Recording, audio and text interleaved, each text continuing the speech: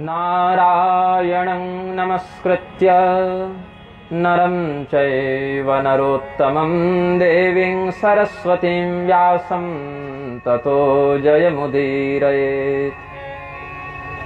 कृष्णाय वासुदेवाय हरये परमात्मने प्रणतक्लेशनाशाय गोविन्दाय नमो नमः। नाम संकीर्तनं यस्य सर्वपापप्रणाशनं प्रणामो दुःखशमनस्तं नमामि हरिं परम्। नमस्तस्मै भगवते वासुदेवाय साक्षिणे य इदं कृपया तस्मै व्याचचक्षे मुमुक्षवे। नमस्तुभ्यं भगवते वासुदेवाय धीमहि प्रद्युम्नाय निरुद्धाय नमः संकर्षणाय च। वर्णानां रथसंघानां रसानां छन्दसामपि मङ्गलानां च करतारौ वन्दे वाणी विनायकौ। नारायणं नमस्कृत्य नरं चैव नरोत्तमं देवीं सरस्वतीं व्यासं ततो जयमुदीरयेत्। कृष्णद्वैपायनं नौमि शुकदेवं महामुनिं परीक्षितं च श्रोतारं वच्मि भागवतीं कथां। प्रेम से बोलिए आनंद कंद भगवान की। भगवान नाम संकीर्तन करें, कुछ संकीर्तन करवा दीजिए। गोविंद मेरो है गोपाल मेरो है, गोविंद मेरो है गोपाल मेरो है। बोलिए गोविंद मेरो है गोपाल मेरो है, गोविंद मेरो है गोपाल मेरो है। श्री बांके बिहारी नंदलाल मेरो है, श्री बांके बिहारी नंदलाल मेरो है। वो तो देवकी का लाला नंदलाल मेरो है, वो तो देवकी का लाला नंदलाल मेरो है। गोविंद मेरो है श्री गोपाल मेरो है, गोविंद मेरो है गोपाल मेरो है। गोविंद मेरो है गोपाल मेरो है, गोविंद मेरो है गोपाल मेरो है। प्रेम से बोलिए आनंद कंद भगवान की। श्री सच्चिदानंद घन स्वरूपिणे कृष्णाय चानंत सुखाभिवर्षिणे विश्वोद्भव स्थान निरोध हेतवे नुमो वयं भक्तिरसाप्तये निशम्। नैमिषे सूतमासीनमभिवाद्य महामतिं कथामृतरसास्वाद कुशला ऋषयो ब्रुवन्। भगवान श्री कृष्ण के चरित्र के ऊपर आश्रित श्रीमद् भागवत महापुराण के श्रवण मनन चिंतन से आवृत इस ज्ञान यज्ञ में हम सब उपस्थित हुए हैं और श्रीमद् भागवत के महात्म के उद्बोधन के साथ व्याख्यान की परंपरा है। श्रीमद् भागवत का महात्म्य बहुत से ग्रंथों में है, जिसमें स्कंद पुराण का वैष्णव खंड और पद्म पुराण का उत्तर खंड ये दोनों प्रधान हैं। तो आज बहुत विलंब से कथा का प्रारंभ कर रहे हैं, इसीलिए केवल उद्बोधन में कर दूंगा आज, क्योंकि फिर सूर्यास्त का समय हो जाएगा तो ऋतु के अनुरूप भी बैठना चाहिए और शैत्य बढ़ जाएगी। शैत्य की अधिकता के कारण आप लोग बैठ नहीं पाएंगे, इसीलिए स्कंद पुराण जो 4 अध्यायों में महात्म्य है आज उस पर चिंतन करेंगे और कल पद्म पुराण के महात्म्य एवं अन्य विषयों पर व्याख्यान करेंगे। भगवान श्री कृष्ण को नमस्कार करते हुए वेदव्यास जी ने ये उक्ति कही है, जिन्होंने संसार का निर्माण, संसार का पालन एवं संसार का संहार तीनों इच्छा मात्र से किया, कर रहे हैं और करते रहेंगे। ऐसे परमात्मा जो अपने साकार विग्रह में श्री कृष्ण के रूप से जाने गए, उनकी ही यह अमृतमयी कथा है। इस कथा के विषय में 88,000 ऋषि महर्षियों के समूहाध्यक्ष शौनक जी ने सूत जी से प्रश्न किया था नैमिषारण्य क्षेत्र में। और श्रीमद् भागवत का यह जो महात्म्य हम बता रहे हैं, यह स्कंद पुराण के वैष्णव खंड से बताया जा रहा है। इस कथा का जो आरंभ है और कथा का समापन है, दोनों भगवान श्री कृष्ण के स्वधाम गमन पर आश्रित है। श्रीमद् भागवत एक ऐसा ग्रंथ है जिसमें मूल ग्रंथ और महात्म्य दोनों ही वहां से प्रारंभ होते हैं जब भगवान इस धराधाम को छोड़कर चले गए। ये इसकी विचित्रता है। प्रारंभ कहां से है? जहां अंत हुआ हो। तो महात्मा भी देखें और मुख्य कलेवर भी देखें, तो भगवान जब चले गए वहां से कथा का प्रारंभ भी हुआ और अंत में फिर बताया गया कि भगवान कैसे गए। इसी के मध्य सारी घटनाओं का वर्णन है। तो वज्रम श्रीमाथुरे देशे स्वपौत्रम हस्तिनापुरे अभिषिच्य गते राज्ञे तौ कथम किम च चक्रतुः। भगवान श्री कृष्ण जब इस धराधाम को छोड़कर चले गए, उन्हीं के स्वधाम गमन का समाचार प्राप्त करके धर्मराज युधिष्ठिर, भीम, अर्जुन, नकुल, सहदेव, द्रौपदी ये सब के सब चले गए स्वर्गारोहण के माध्यम से। इधर हस्तिनापुर की गद्दी पर महाराज परीक्षित बैठे। भगवान कृष्ण के वंशजों में एक वंशज बच गए थे जिनका नाम था वज्रनाभ। भगवान ने उनको ब्राह्मणों के शाप से निष्प्रभावी रखा ताकि वंश बढ़ाने के लिए कोई बचे। ऐसे भी गांधारी ने भगवान कृष्ण को जो शाप दिया था उसमें प्रधानता से पुत्र और पौत्रों की बात थी, बेटा और पोता। गांधारी के पुत्र और पौत्र ही मरे थे महाभारत में, तो तुम्हारे भी पुत्र और पौत्र मरेंगे तुम्हारी आंखों के सामने, ऐसा शाप दिया था। भगवान ने कहा चलो ठीक है। तो वज्रनाभ प्रपौत्र लगते थे, पर पोता थे, इसीलिए भी उन तक वो शाप, गांधारी वाला शाप पूर्णतया प्रभावी नहीं हुआ। उनका अभिषेक मथुरा की गद्दी पर कर दिया गया, क्योंकि भगवान के जाने के अत्यल्प काल में ही समुद्र ने द्वारिका को अपने अंदर समाहित कर लिया था। तो जब भगवान गोलोक चले गए, युधिष्ठिर जी के द्वारा परीक्षित का राज्याभिषेक कर दिया गया हस्तिनापुर की गद्दी पर, और मथुरा मंडल में वज्रनाभ को राजा बना दिया गया। उसके बाद तव कथम किम च चक्रतुः, उन दोनों राजाओं ने, जो अभी नए नए राजा बने हैं, इन दोनों ने क्या किया। तो जब शौनक जी और समस्त ऋषियों ने यह प्रश्न किया है, तो सूत जी महाराज ने अपने इष्ट को, भगवान नारायण को, जीवात्मा को, भगवान वेदव्यास को, भगवती सरस्वती को प्रणाम करके, जय घोष करके भगवान की कथा का व्याख्यान करना प्रारंभ किया है। भगवान श्री कृष्ण के चले जाने पर वज्रनाभ मथुरा के राजा बन तो गए, लेकिन उनके समक्ष कोई प्रजा नहीं थी। किस पर शासन करें, हम किसके राजा हैं? क्योंकि मथुरा वाले तो सब द्वारका में रहने लगे थे।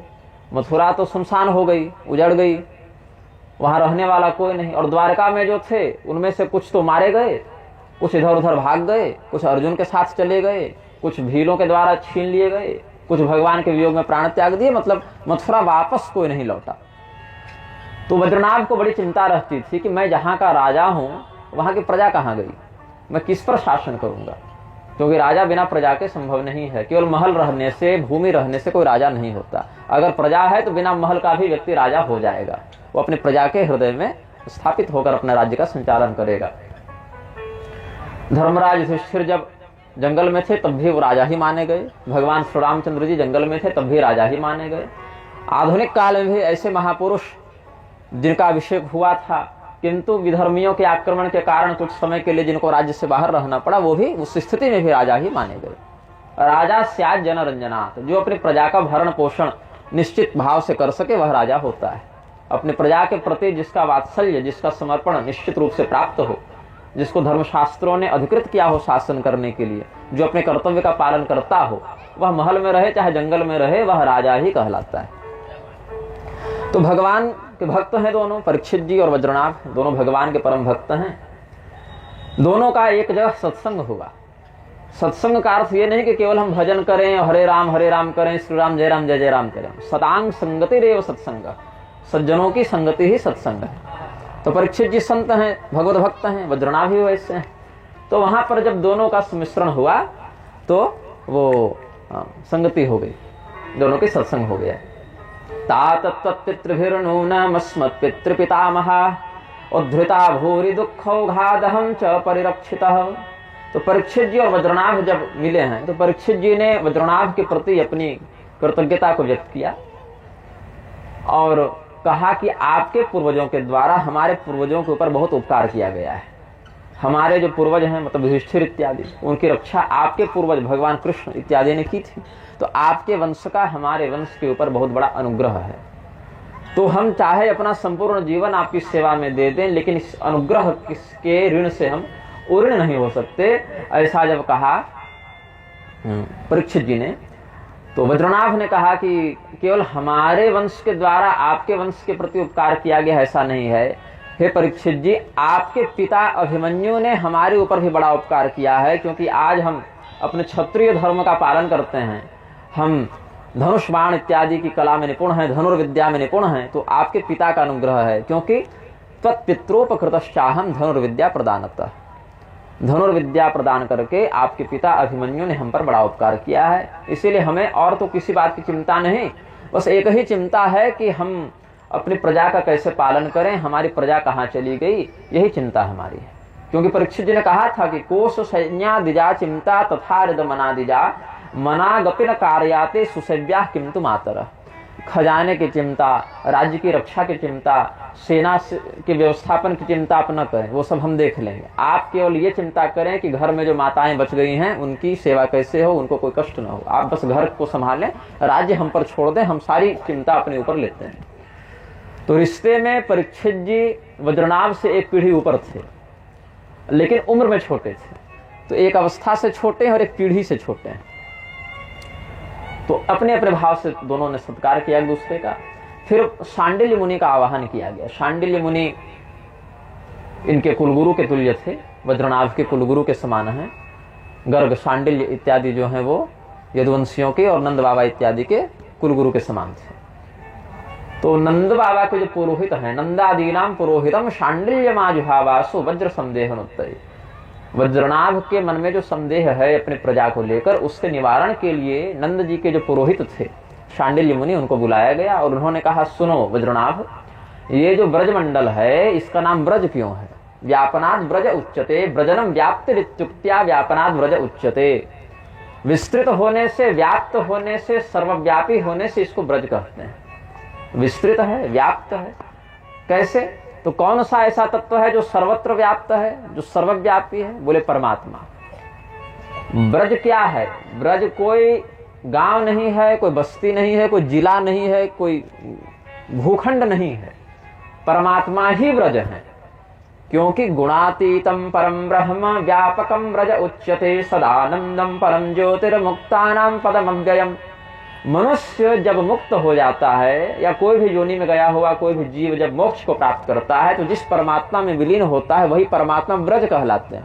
क्योंकि व्यापनाद ब्रज उच्यते, सर्वव्यापी तत्व को ब्रज कहा जाता है। इसीलिए भगवान जब इस भूखंड में लीला करने आए तो इस स्थान को भी ब्रज कहा जाने लगा। इसका तात्विक अर्थ है।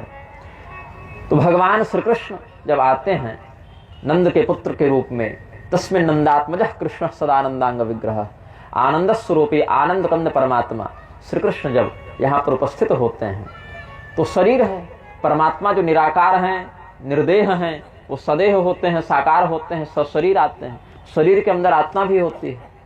जैसे हमारे शरीर में आत्मा है, हमारी सक्रियता है, वैसे परमात्मा की आत्मा कौन है? परमात्मा ऐसे सबकी, वो तो परमात्मा है। लेकिन जब वो एक सदेह विग्रह में आएंगे, एक देह धारण करके आएंगे, उस समय उनके हृदय में जिस शक्ति का संचार होगा, जैसे हमारे हृदय में आत्मशक्ति का संचार है, हम कार्य करते हैं, तो परमात्मा जब एक सदेह रूप में आएंगे, उनके अंदर भी एक शक्ति का संचार होगा। तो उसी शक्ति का नाम अलग अलग अवतारों में अलग अलग हो जाता है। यहाँ पर हम श्री कृष्ण भगवान का चरित्र कह रहे हैं, यहाँ उनकी शक्ति का नाम श्री राधा रानी है।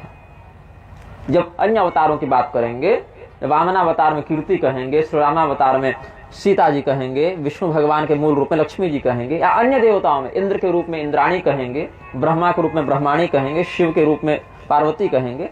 अलग अलग स्वरूपों में शक्ति और शक्तिमान ये दोनों रह जाते हैं, बस उनके बाहर के कलेवर में अंतर होता जाता है। यहाँ हम भगवान श्री कृष्ण की कथा कह रहे हैं, तो यहाँ पर परमात्मा का अर्थ कृष्ण और परमात्मा की शक्ति का अर्थ राधा। तो ये राधा कृष्ण कौन हुए? दो नहीं, एक ही हैं, शक्ति और शक्तिमान। जैसे सूर्य और उनका प्रकाश अलग अलग नहीं है, प्रकाश के कारण ही सूर्य का सूर्यत्व है। जैसे बर्फ और उसकी ठंडक अलग अलग नहीं है, शैत्य के कारण ही हिम का हिमत्व है। ऐसे ही जैसे गुड़ और उसकी मिठास दोनों अलग अलग नहीं है, उसकी मधुरता है, गुड़ का गुणत्व है। ऐसे ही यहाँ पर भगवान श्री कृष्ण का कृष्णत्व क्या है, भगवती राधिका ही उनका कृष्णत्व है, ऐसा समझना चाहिए। और ये रहस्य है, रहस्यम त्विदमेतस्य प्रकृतेः परमुच्यते। ये सब नहीं जानते, ये रहस्य है, इसको तत्वदर्शियों ने जाना और जिस अधिकारी शिष्य ने उनसे प्रश्न किया उसको बताया, तो गुरु परंपरा से फिर वेदव्यास जी के लिखे ग्रंथों का और आचार्य चरणों का आश्रय लेकर हमने भी जाना, हमने भी बताया। तो दो प्रकार की लीलाओं का वर्णन यहाँ पर मिलता है। लीला एवं द्विविधा तस्य वास्तवे व्यावहारिकी, वास्तवे तत्स्व संवेद्या जीवानां व्यावहारिकी, आद्यां विना द्वितीया न द्वितीया नाद्यगा क्वचित। दो प्रकार की लीलाएं होती हैं वज्रनाभ, एक है व्यावहारिकी लीला, एक है वास्तवी लीला। वास्तवी लीला क्या है, जो परमात्मा के दिव्य धाम में होती है। व्यावहारिकी लीला वह है जो भगवान यहाँ अवतार लेकर व्यवहार करते हैं, उसके बिना ये नहीं संभव है, लेकिन इसके बिना उसका अस्तित्व है। कैसे, जब हम सोते हैं, सपना देखते हैं, सपने में भी एक जीवन होता है, कुछ घटनाएं होती हैं, सुख दुख सब होते हैं, अच्छा बुरा सब अनुभव करते हैं, वो व्यावहारिकी है। और ये जीवन वास्तविक है, इसके बिना सपना नहीं है, लेकिन सपने के बिना भी इसका अस्तित्व है। वैसे ही भगवान की वह लीला जो गोलोक, साकेत, वैकुंठ इत्यादि दिव्य धामों में होती है, वो वास्तविक लीला है, वो नित्य लीला है। उसमें काल का विक्षेप नहीं होता कि इतने से लेकर इतने समय तक, इस मनवंतर में, इस युग में, इस कल्प में एक कथा होगी, वो नित्य लीला है। वहां लीला को नित्य माना गया है जब सगुण साकार आदि की बात करें। और वही परमात्मा जब किसी एक विशेष कालखंड में, विशेष भूखंड में, एक निश्चित देश काल परिस्थिति के अनुसार आकर लीला करते हैं, उसको व्यावहारिकी लीला कहते हैं। तो यहाँ जो व्यावहारिकी लीला हुई कृष्णावतार में, उसी का यह आधार केंद्र है मथुरा मंडल। भगवान का यहाँ अवतार हुआ, यहीं से भगवान ने अपनी लीलाओं को प्रारंभ किया है। यहीं पर यह ब्रज भूमि है जिसमें यह रहस्य गुप्त रूप से रखा गया है। और जो व्यक्ति प्रेम के आश्रय से शास्त्रों का अध्ययन करके, मनन करके, भगवान की भक्ति का, ज्ञान का, वैराग्य का मर्म समझकर चिंतन करता है, जो अनुसंधान करता है शास्त्रीय विधि से, अशास्त्रीय विधि से अनुसंधान करने पर परमात्मा का दर्शन नहीं हो सकता। शास्त्रीय विधि से दर्शन करके ही परमात्मा का अनुसरण किया जा सकता है, क्योंकि सर्वस्य लोचनम शास्त्रम, शास्त्र सबों के नेत्र हैं, नेत्र के बिना नहीं दिखते भगवान। और भगवान चमड़े के नेत्र से भी नहीं दिखते। भगवान हमारे सामने प्रकट भी हो जावे तो भी हम उतना ही देख पाएंगे जितना वो दिखाएंगे। नहीं तो अर्जुन आंख फाड़ फाड़ कर देख रहे थे, भगवान नहीं दिखे, तब कहा कि दिव्यम ददामि ते चक्षुः पश्यमे योगमैश्वरम। तब दिव्य दृष्टि दी तो विश्वरूप दिखा। फिर जब गीता का उपदेश किए हैं महाभारत की घटना से ठीक पहले, तो दिव्य दृष्टि दिए कि देखो विश्वरूप, क्योंकि चमड़े की आंखों से नहीं देख पाओगे। न तुमाम शक्य से द्रष्टुमनेनैव स्वचक्षुषा दिव्यम ददामि ते चक्षुः पश्यमे योगमैश्वरम। तो वो ऐश्वर्य भगवान का है, उसको देखने में सब समर्थ नहीं, सबके पास दिव्य दृष्टि नहीं। तो भगवान के द्वारा प्रोक्त यह सब जो दिव्य शास्त्र हैं, धर्म ग्रंथ हैं, उनका आश्रय लेकर व्यक्ति ज्ञान की दिव्य दृष्टि प्राप्त करता है, तब उसमें भगवान के प्रति प्रेम होता है। शास्त्र का विरोध करके भगवान से प्रेम नहीं होता। भगवान की आज्ञा है शास्त्र, भगवान की आज्ञा का पालन करने से प्रेम होता है। और जब प्रेम होता है तो भासते प्रेम पुराणानाम कदाचिदपि सर्वतः। जब ये प्रेम प्राप्त हो जाए तो फिर नित्य निरंतर उस रहस्य का अनुभव करता है व्यक्ति, उस रहस्य से आलोकित होता है। तो इस प्रकार से भगवान की लीला का रहस्य बताया और कहा कि अमुक अमुक स्थान पर भगवान की अमुक अमुक लीलाएं हुई हैं। गोवर्धन में हुई, वृंदावन में हुई, नंदगांव में हुई, मथुरा में हुई। जहां जहां भगवान की जो जो लीला हुई उन स्थानों पर तुम जाओ और भगवान का प्रेम से चिंतन करो, क्योंकि यहाँ तो कोई दिख नहीं रहा, न कोई गोप गोपी हैं, न कोई ये संत महात्मा है, कोई दिख ही नहीं रहा। यहाँ पर पेड़ हैं, ठीक है, लता वनस्पति इत्यादि सब हैं, नदी बह रही है, यमुना जी बह रही है, नदी का तट है, यमुना जी का तट है, सब है, लेकिन कोई प्राणी नहीं दिख रहा। वो कब दिखेंगे? जब तुम प्रेम से उनका अनुसंधान करोगे, और जब तुम इस अनुसंधान में पूर्ण हो जाओगे तो तुमको उद्धव जी मिलेंगे, और उद्धव जी से फिर इस रहस्य को संपूर्णतया समझोगे। ततो रहस्य में तस्मात् प्राप्स्यसि त्वं समात्रिकः। और तुम्हारी जो माताएं कुलवृद्धाएं बच गई हैं इस महाविनाश से, वो भी इस रहस्य को जानेंगी। और जहां जहां भगवान की जो जो लीला हुई है वहां वहां मंदिरों का निर्माण करो, दिव्य कुंडों को साफ सुथरा करवाओ, उन कुंडों को जागृत करो, देवालयों को जागृत करो। भगवान के जन्म स्थल पर भी श्री गोविंद देव की स्थापना की है वज्रनाभ ने, जो श्री कृष्ण जन्मभूमि अभी है। तो गोविंद हरिदेव आदि स्वरूपारोपण न श्री गोविंद देव हरिदेव ये सब मंदिरों का निर्माण करवाया वज्रनाभ ने। और प्रजा के रूप में परीक्षित जी ने हस्तिनापुर से श्रेष्ठ प्रबुद्ध ब्राह्मण क्षत्रिय वैश्य शूद्र सबको जिसका जो जो स्थान है अधिकार है उस मर्यादा के अनुरूप निवास दिया। तो वहां से कुछ लोगों को लाकर यहाँ बसाया जाए, कुछ सज्जनों को। और भगवान के ऐसे भक्त जो वानर थे वृंदावन में, जो भगवान के साथ बाल लीला में खूब माखन खाए हैं, और पिछले अवतार में भी जो कुछ वानर बच गए थे, श्री कृष्ण रामावतार में जो सेवा किए थे, वो सब भी यहाँ पर परीक्षित जी के द्वारा बसा दिए गए थे। यमुना जी ने यहाँ साकार विग्रह धारण किया। जब बद्रनाभ ऐसा अनुसंधान कर रहे थे तो यमुना जी ने यहाँ साकार विग्रह धारण किया है, और बड़ी प्रसन्न थी वो कालिंदी देवी के रूप में। तो जो कृष्ण पत्नियां कुछ बच गई थी, रोहिणी इत्यादि कुछ पत्नियां थी भगवान की जो बच गई थी, ऐसे भगवान की एक माँ का भी नाम रोहिणी है, जो बलराम जी की माँ थी, वसुदेव जी की पत्नी, उनका भी नाम रोहिणी था। और भौमासुर को मारकर जो 16,100 रानियां लाए थे उसमें से भी एक का नाम रोहिणी था। तो इसलिए भ्रमित मत होइएगा।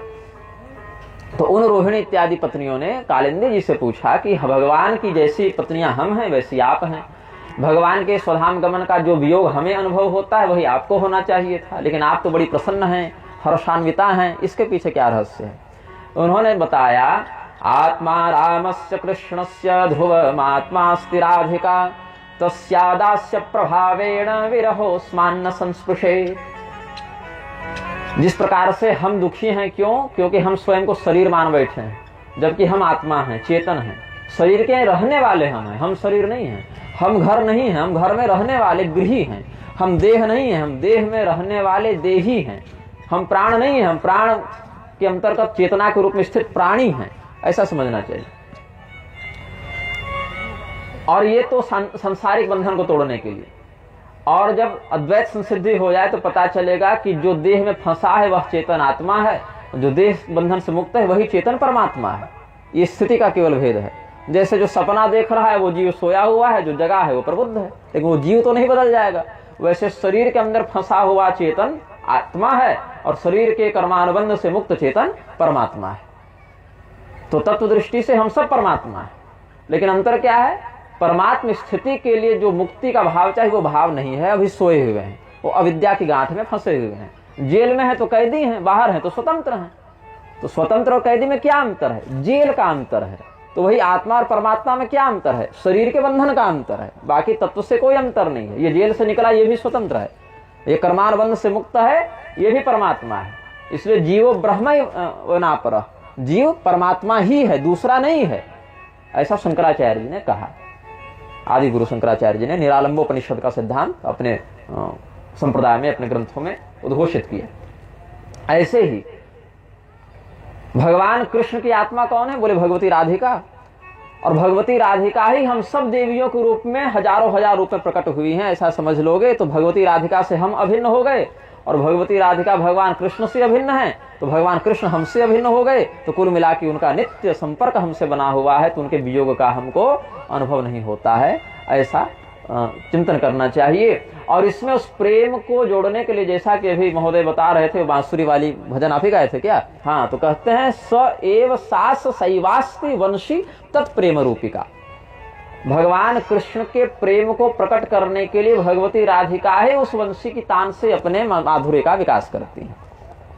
और श्री कृष्ण नख चंद्रावली संगा चंद्रावली स्मृता, अलग अलग रूप में चंद्रावली सखी हैं और वंशी है, ये सब जो अलग अलग आभरण है भगवान की लीलाओं में, ये भी कोई अलग नहीं है। भगवती राधिका ने ही श्रृंगार की प्रधानता को विकसित करने के लिए सब अलग अलग रूप धारण कर रखे हैं। उसमें हम लोग 16,108 भी हैं, तो हमको भी भगवती राधिका से अलग नहीं है। बहुत से लोग भगवती रुक्मिणी की निंदा करते हैं राधिका भगवती की प्रशंसा के लिए, ऐसा नहीं है। रुक्मिणी द्वारवत्याम तो राधा वृंदावने बने। भगवान कृष्ण जब अपनी शक्ति के साथ वृंदावन में विहार करते हैं तो उनकी शक्ति का नाम राधिका होता है। वही भगवान कृष्ण जब अपनी उन्हीं शक्ति के साथ जब द्वारिका में निवास करते हैं तो उन्हीं शक्ति का नाम रुक्मिणी हो जाता है, या अयोध्या में सीता हो जाता है, या वैकुंठ में लक्ष्मी हो जाता है। यूनिफॉर्म का अंतर है, बस व्यक्ति का अंतर नहीं है। तो जब ये रहस्य बताया गया और उद्धव जी इत्यादि के माध्यम से भी ये सब कथाएं बताई गई हैं। तो सभी कृष्ण पत्नियों को ये रहस्य पता चला, उन्होंने ये अनुभव किया। जब अनुभव किया तो उनको भी भगवान का वियोग सहना नहीं पड़ा, उनको भगवान का नित्य संपर्क, नित्य संबंध अनुभूत होने लगा। कृष्ण चंद्र शब्द आया है। चंद्रमा की 16 कलाएं होती हैं, वही 16 कलाएं जब चांदनी चमकती है, शुक्ल पक्ष के चंद्रमा जब अपने पूर्ण कलाओं के साथ विकसित होते हैं, तो वहां पर 16 कलाओं से वो अपनी चांदनी का, ज्योत्सना का विकास करते हैं। वो हजारों हजार गुणित होकर उनकी प्रभा निकलती है, पूरे आकाश में व्याप्त हो जाती है। तो कृष्ण चंद्र सदा पूर्णस्तस्य षोडशया कला चित सहस्र प्रभा भिन्ना अत्रास्ते तत्स्वरूपता। भगवान कृष्ण चंद्र, चंद्र शब्द आया ना, तो 16 कलाओं से पूर्ण वह जो चंद्र हैं, वो अपनी उन्हीं 16 कलाओं के प्रकाश को हजार हजार गुणा करके जो फैलाते हैं, वही 16,000 रानियां हैं। यह स्वरूपता उसी भाव से समझनी चाहिए। और उद्धव जी ने रहस्य और बताया कि ये जो वज्रनाभ हैं भगवान के प्रपौत्र, भगवान के पुत्र हैं प्रद्युम्न जी, जिनका विवाह रुक्मवती से हुआ, और उनके पुत्र हुए अनिरुद्ध जी, जिनका विवाह रोचना और उषा से हुआ। अनिरुद्ध के पुत्र हुए वज्रनाभ जी। ये वज्रनाभ भी कोई सामान्य व्यक्ति नहीं है। गोलोक में भगवान श्री कृष्ण के दाहिने चरण की सेवा करने का भार, वह कर्तव्य वज्रनाभ का है, लेकिन अभी अपने उस स्वरूप को ये भूल चुके हैं।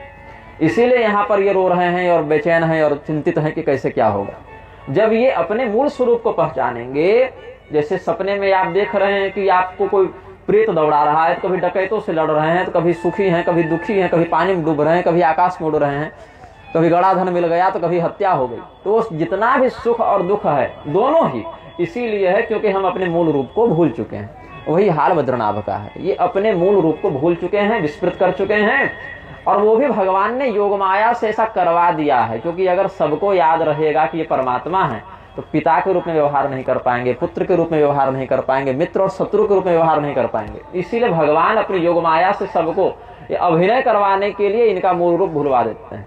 नहीं तो शिशुपाल को याद आ जाए कि हम तो जय विजय थे, इनके सेवक, तो कहां से गाली बकेगा।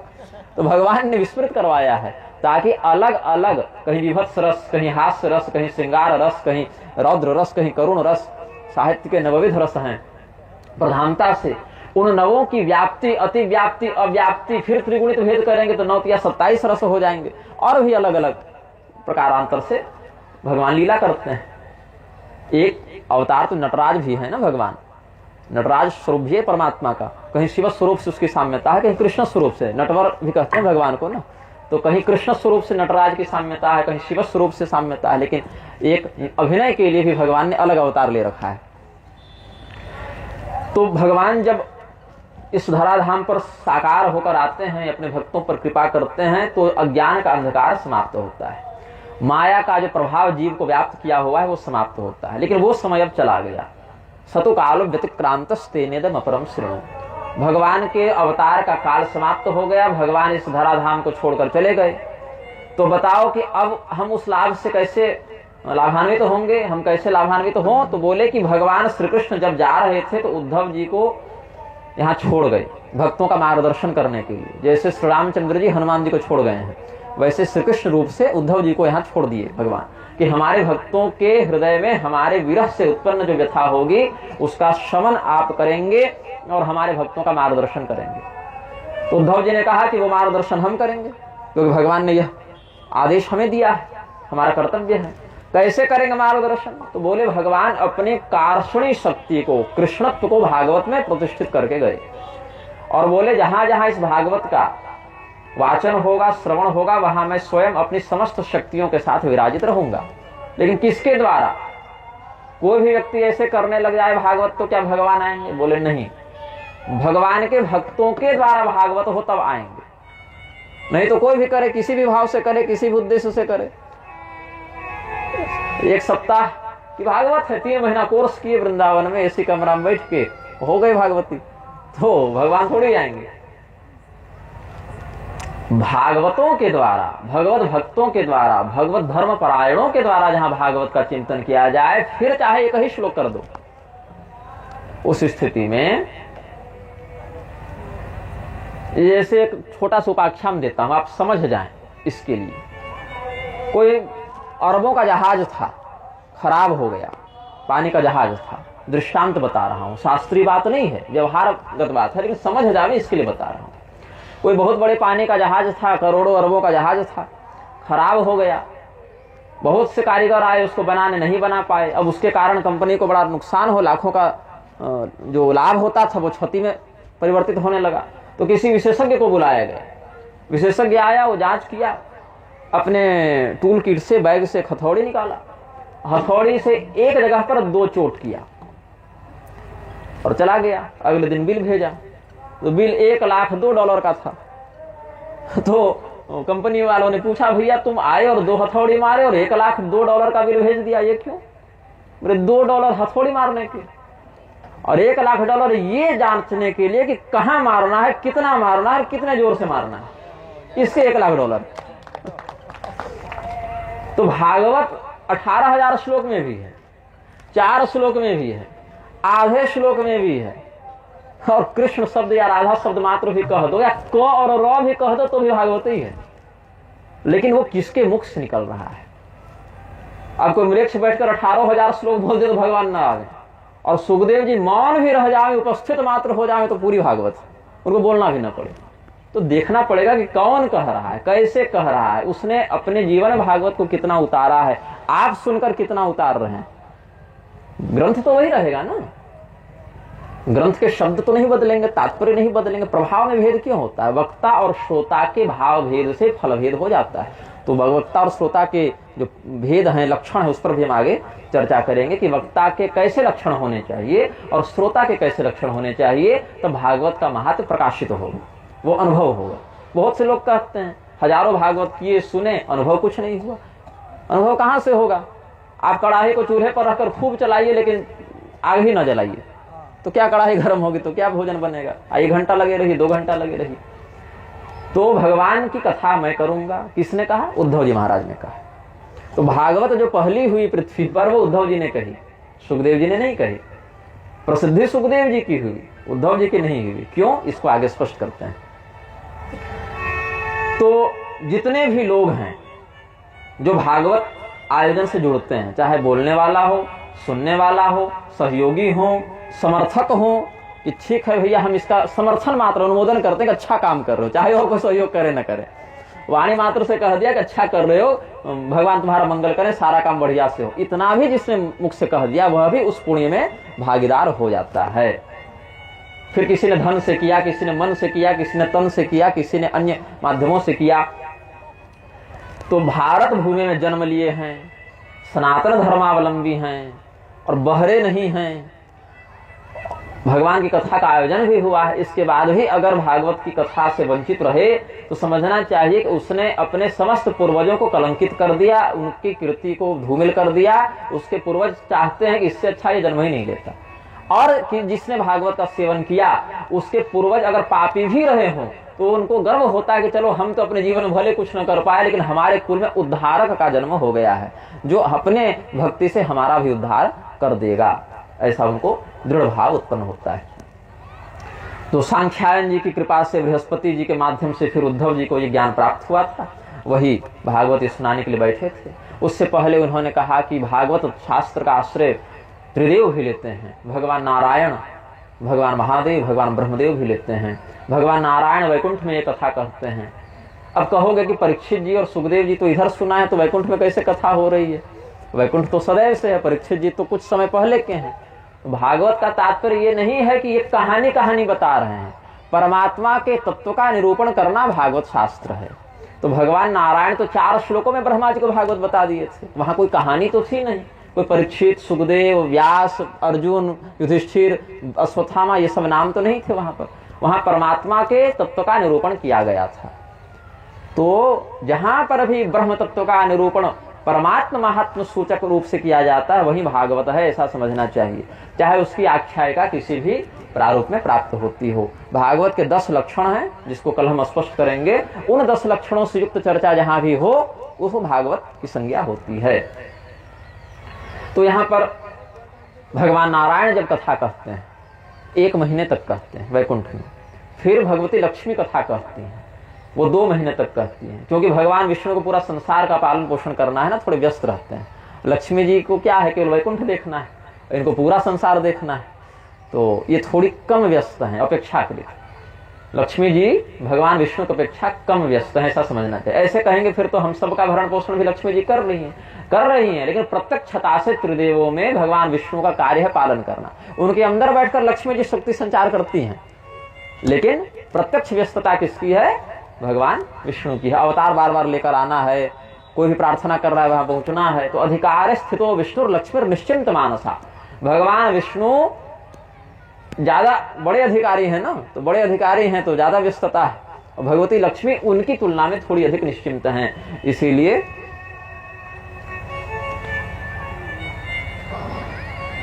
दो महीने तक कथा सुनाती। तो कथा कैसी है?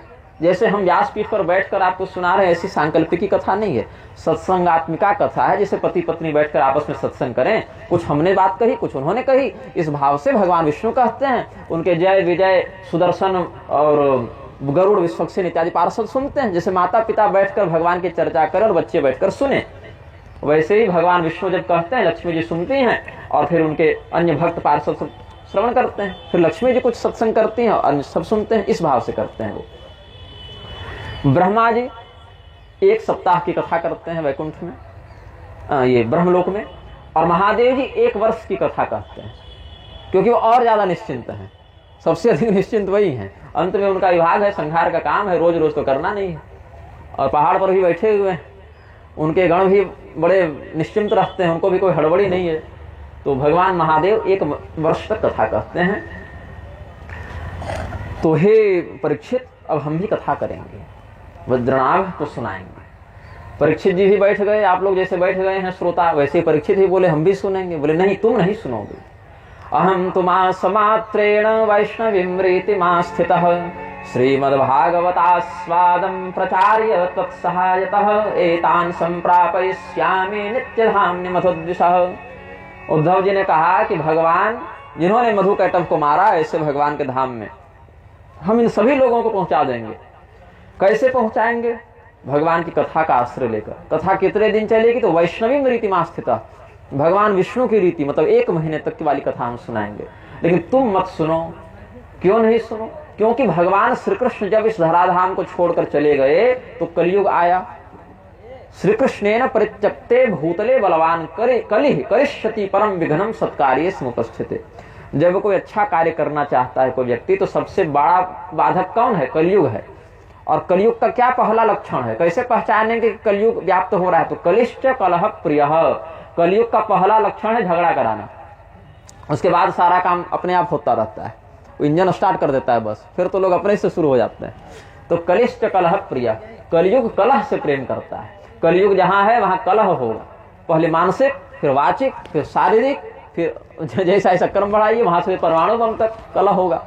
जिसका जैसा सामर्थ्य उतने बड़े स्तर पर कलह होगा। ब्रह्मास्त्र तो वो चल जाए, चाहे गर्भ का बच्चा मारना हो, बताइए गर्भ का बच्चा मारने के लिए ब्रह्मास्त्र चलाता है कोई? अश्वत्थामा ने चला दिया। कलिष्ठ कलह प्रिय।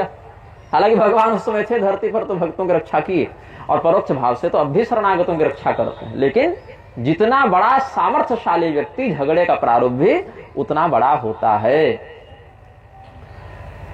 तो भगवान कृष्ण के प्रत्यक्षतः न रहने के कारण कलयुग का उत्साह बहुत बढ़ गया है, वो विघ्न करेगा। तो आप राजा हैं, राजा कालस्य कारणम, राजा अपने शासन तंत्र के माध्यम से धर्म को बढ़ाता है, अधर्म को नियंत्रित करता है। तो हे महाराज परीक्षित, आप दिग्विजय करने के लिए जाइए, दिग्विजय के माध्यम से कलयुग के प्रभाव को रोकिए, और आपके द्वारा जब इस प्रजा की सुरक्षा होने लगेगी तो हम निश्चिंत होकर कथा करेंगे। पता चला हम कथा करने बैठे, उधर झगड़ा हो गया, तो नहीं होना चाहिए ऐसा। तो भगवान की कथा हमको कैसे मिलेगी, इस प्रकार का निवेदन जब परीक्षित जी ने किया कि मैं तो आपके आदेश से जा रहा हूं दिग्विजय करने, कलिम तो निग्रहिष्यामि तात ते वचसि स्थितः श्री भागवत संप्राप्ति कथम मम भविष्यति। तो उद्धव जी ने आशीर्वाद देते हुए परीक्षित को कहा कि तुम चिंता मत करो, वस्तुतः श्रीमद् भागवत की कथा सुनने के तुम प्रधान अधिकारी हो, मुख्य अधिकारी हो। राजश्चिंता तो ते कापि नैव कार्या कथंचन तवैव भगवत शास्त्रे यतो मुख्याधिकारिता। भगवान के इस शास्त्र को सुनने के लिए तुम्हारा जो भाव है बड़ा उत्तम है, तुम प्रधान अधिकारी हो, इसीलिए तुम सुनोगे। लेकिन अभी नहीं, तुमको सुनाने स्वयं श्री कृष्ण स्वरूप सुखदेव जी आएंगे। नंद नंदन रूपस्तु श्री सुको भगवान ऋषि श्रीमद् भागवतम तुभ्यम श्रावयिष्यत् संशयम। इसमें कोई संशय नहीं परीक्षित कि तुमको कथा सुनाने के लिए स्वयं श्री कृष्ण भगवान के ही जो अंश हैं, उन्हीं के जो दूसरे रूप हैं, ऐसे सुखदेव जी पधारेंगे और उनके ही कृपा से तुम्हारा मोक्ष भी हो जाएगा। इसलिए अभी तुम जाओ, कलि निग्रह माचर, कलयुग का निग्रह करो, कलयुग को नियंत्रित करो। राजा परीक्षित चले गए।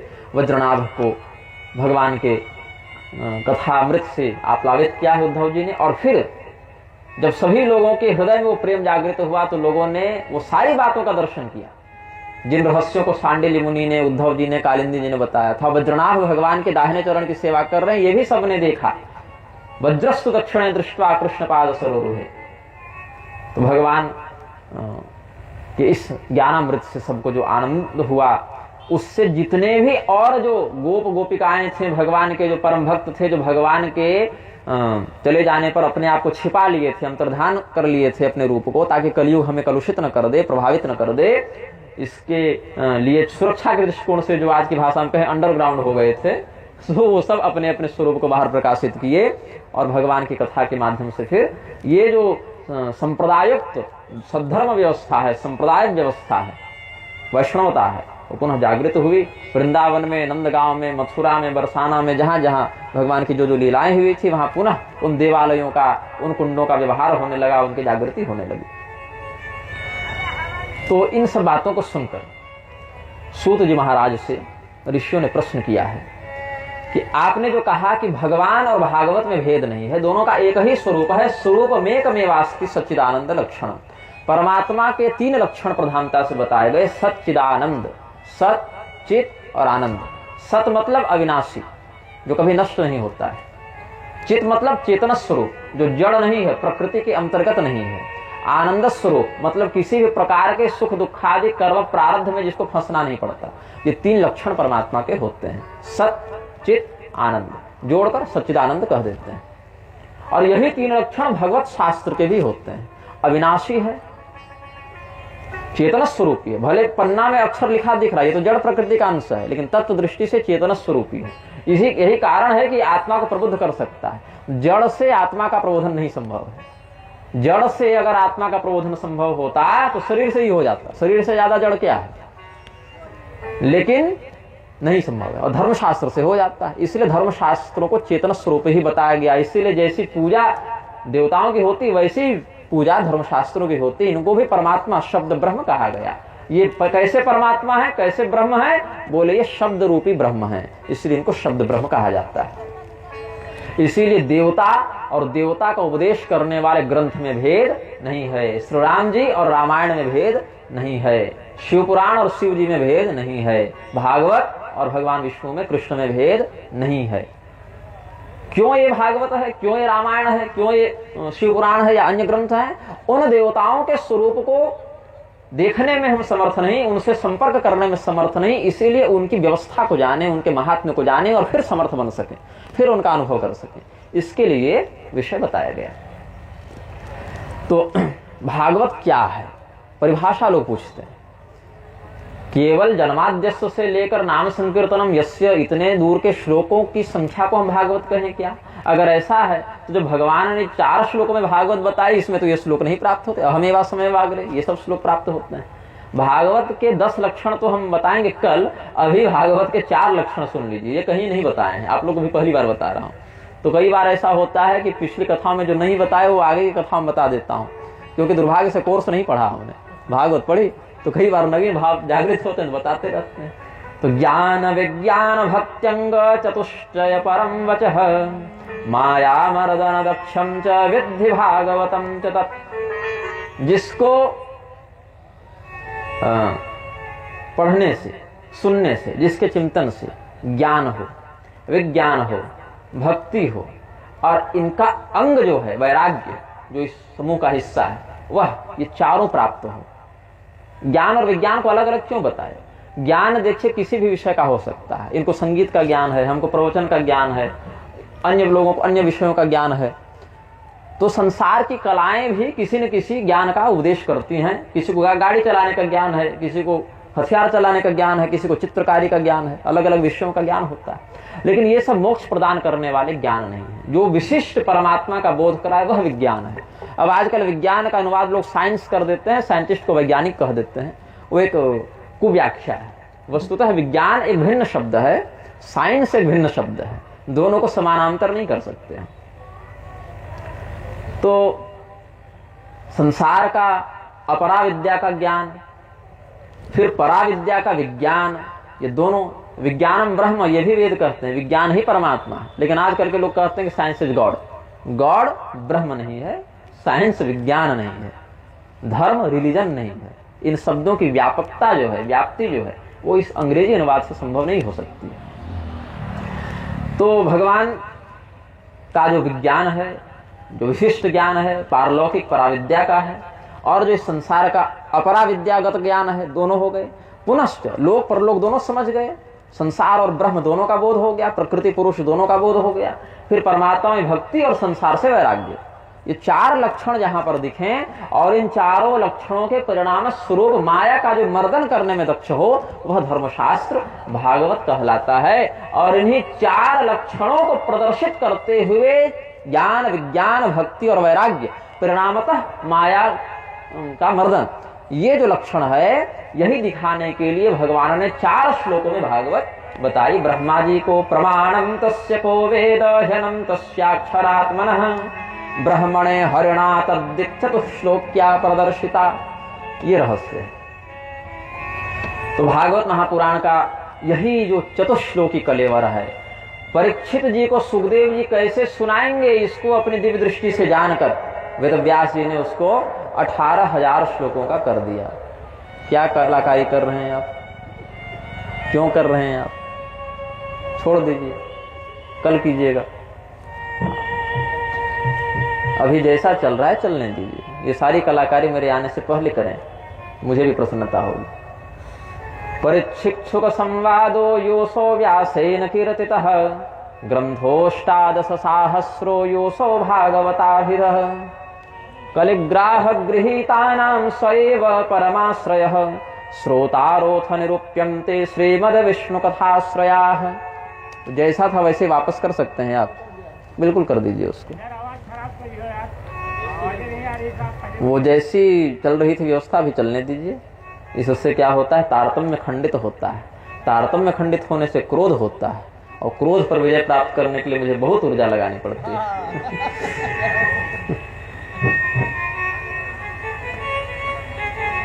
थोड़ी सी ध्वनि और कम कर दीजिए, ये चूह रहा है।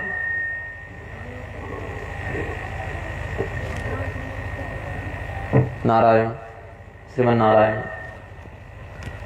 चुभ रहा नहीं आपको?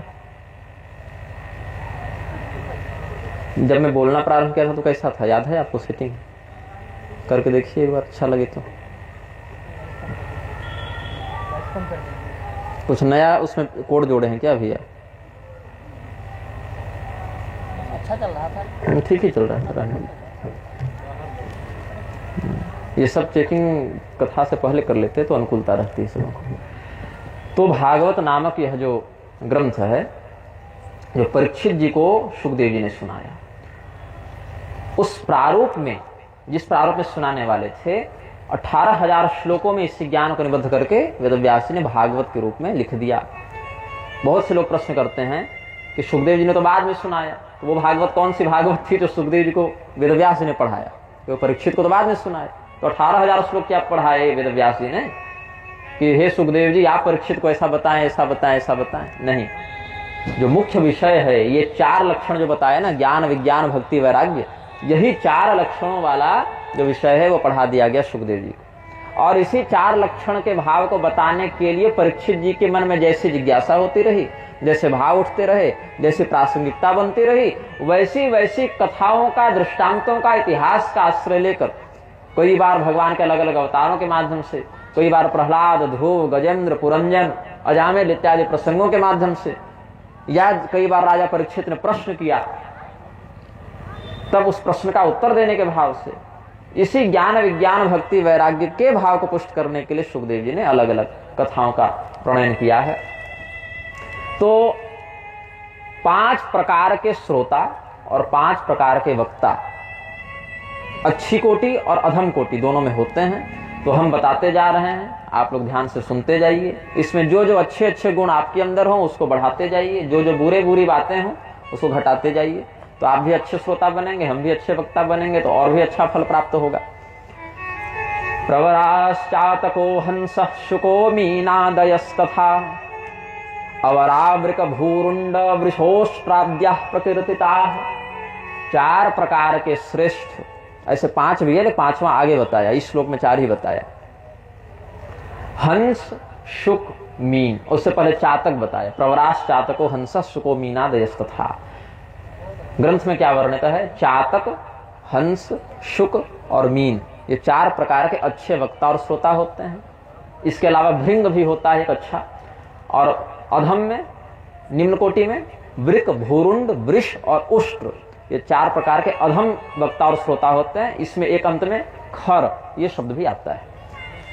तो इनका क्या लक्षण है, कैसे पहचाने कि इस श्रोता में कौन सा लक्षण दिख रहा है?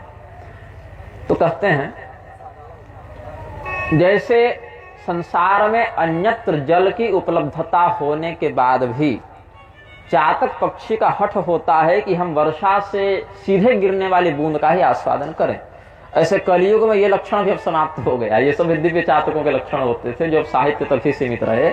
अब तो सारे भ्रष्ट हैं, तो वो भी इधर उधर भी जल पी लेता है। लेकिन अन्य युगों के दिव्य चातकों का हठ होता था कि हम वर्षा की ही बूंद से, अच्छा उसमें भी भेद बताऊं मैं। सत्ययुग का जो चातक है वो कहता था कि स्वाति नक्षत्र की पहली बूंद ही केवल पीऊंगा और नहीं पीऊंगा, मर जाऊंगा। ये अनन्यता थी उसकी। स्वाति नक्षत्र में बारिश हो और उसकी पहली बूंद हो तो मेरे मुख पर गिरे तब मैं पीऊं। त्रेता युग के चातक बोले थोड़ा कंप्रोमाइज करते हैं, एक से क्या होगा, एक बूंद तो कहीं भी गिर सकती है, लेकिन बूंद चाहे किसी भी प्रकार से गिरे, स्वाति नक्षत्र की हो तो हम ग्रहण कर ले। द्वापर के चातक थोड़े और भ्रष्टाचारी हो गए। उन्होंने कहा कि क्या स्वाति और मघा और आश्लेषा में लगे हुए हो, बारिश की बूंद पकड़ो और वर्षा की बूंद को सीधे ग्रहण करो। और कलयुग के चातक बोले कि पीना तो पानी है तो कहीं भी जाके पी लो, ये स्वाति और वर्षा के चक्कर में क्या पड़े हुए। लेकिन साहित्य में ऐसा वर्णन है कि वर्षा की बूंद की अनन्यता चातक में होती है। तो चातक श्रेणी का जो श्रोता है या वक्ता है उसका क्या हठ होता है? अन्य किसी शास्त्र को हम नहीं सुनेंगे, हमको उधर मन नहीं लगता, रुचि नहीं लगती, तिरस्कार नहीं करता, निंदा नहीं करता अन्य शास्त्रों की, लेकिन उसका एक प्रेम जो है वो दूसरी जगह नहीं बन पाता। उसका हठ है कि हम केवल भगवान कृष्ण का वर्णन करने वाले भागवत को ही सुनेंगे, अन्य शास्त्रों को नहीं सुनेंगे। ये उसका एक स्वाभाविक गुण है। ये चातक संज्ञक श्रोता होता है। तो हम सब चातक तो नहीं है, क्योंकि अगर रामायण कहना हो तो वो भी हम कहेंगे और आपको सुनना हो तो आप भी सुनेंगे। तो चातक तो नहीं है हम लोग। लेकिन कोई चातक श्रेणी के भी होते हैं जो कहते हैं मैं केवल भागवत ही बोलूं या भागवत ही सुनो, अन्य विषय भगवान की ही कथा अन्य जगह हो तो भी हमको नहीं चाहिए। भगवान की कथा विष्णु पुराण में है ना, ब्रह्मविवर्त में है, हरिवंश पुराण में है, महाभारत में है, वो नहीं सुननी मुझे, केवल भागवत सुननी या कहनी है। ये चातक श्रेणी के लोगों का लक्षण है। फिर होते हैं हंस। उनका कहना है कि हमको भागवत पर हट नहीं, हमको केवल भगवान कृष्ण की कथा सुननी है, चाहे विष्णु पुराण में मिल जावे, चाहे ब्रह्मविवर्त में मिल जावे, चाहे हमको अन्य जगह मिल जावे।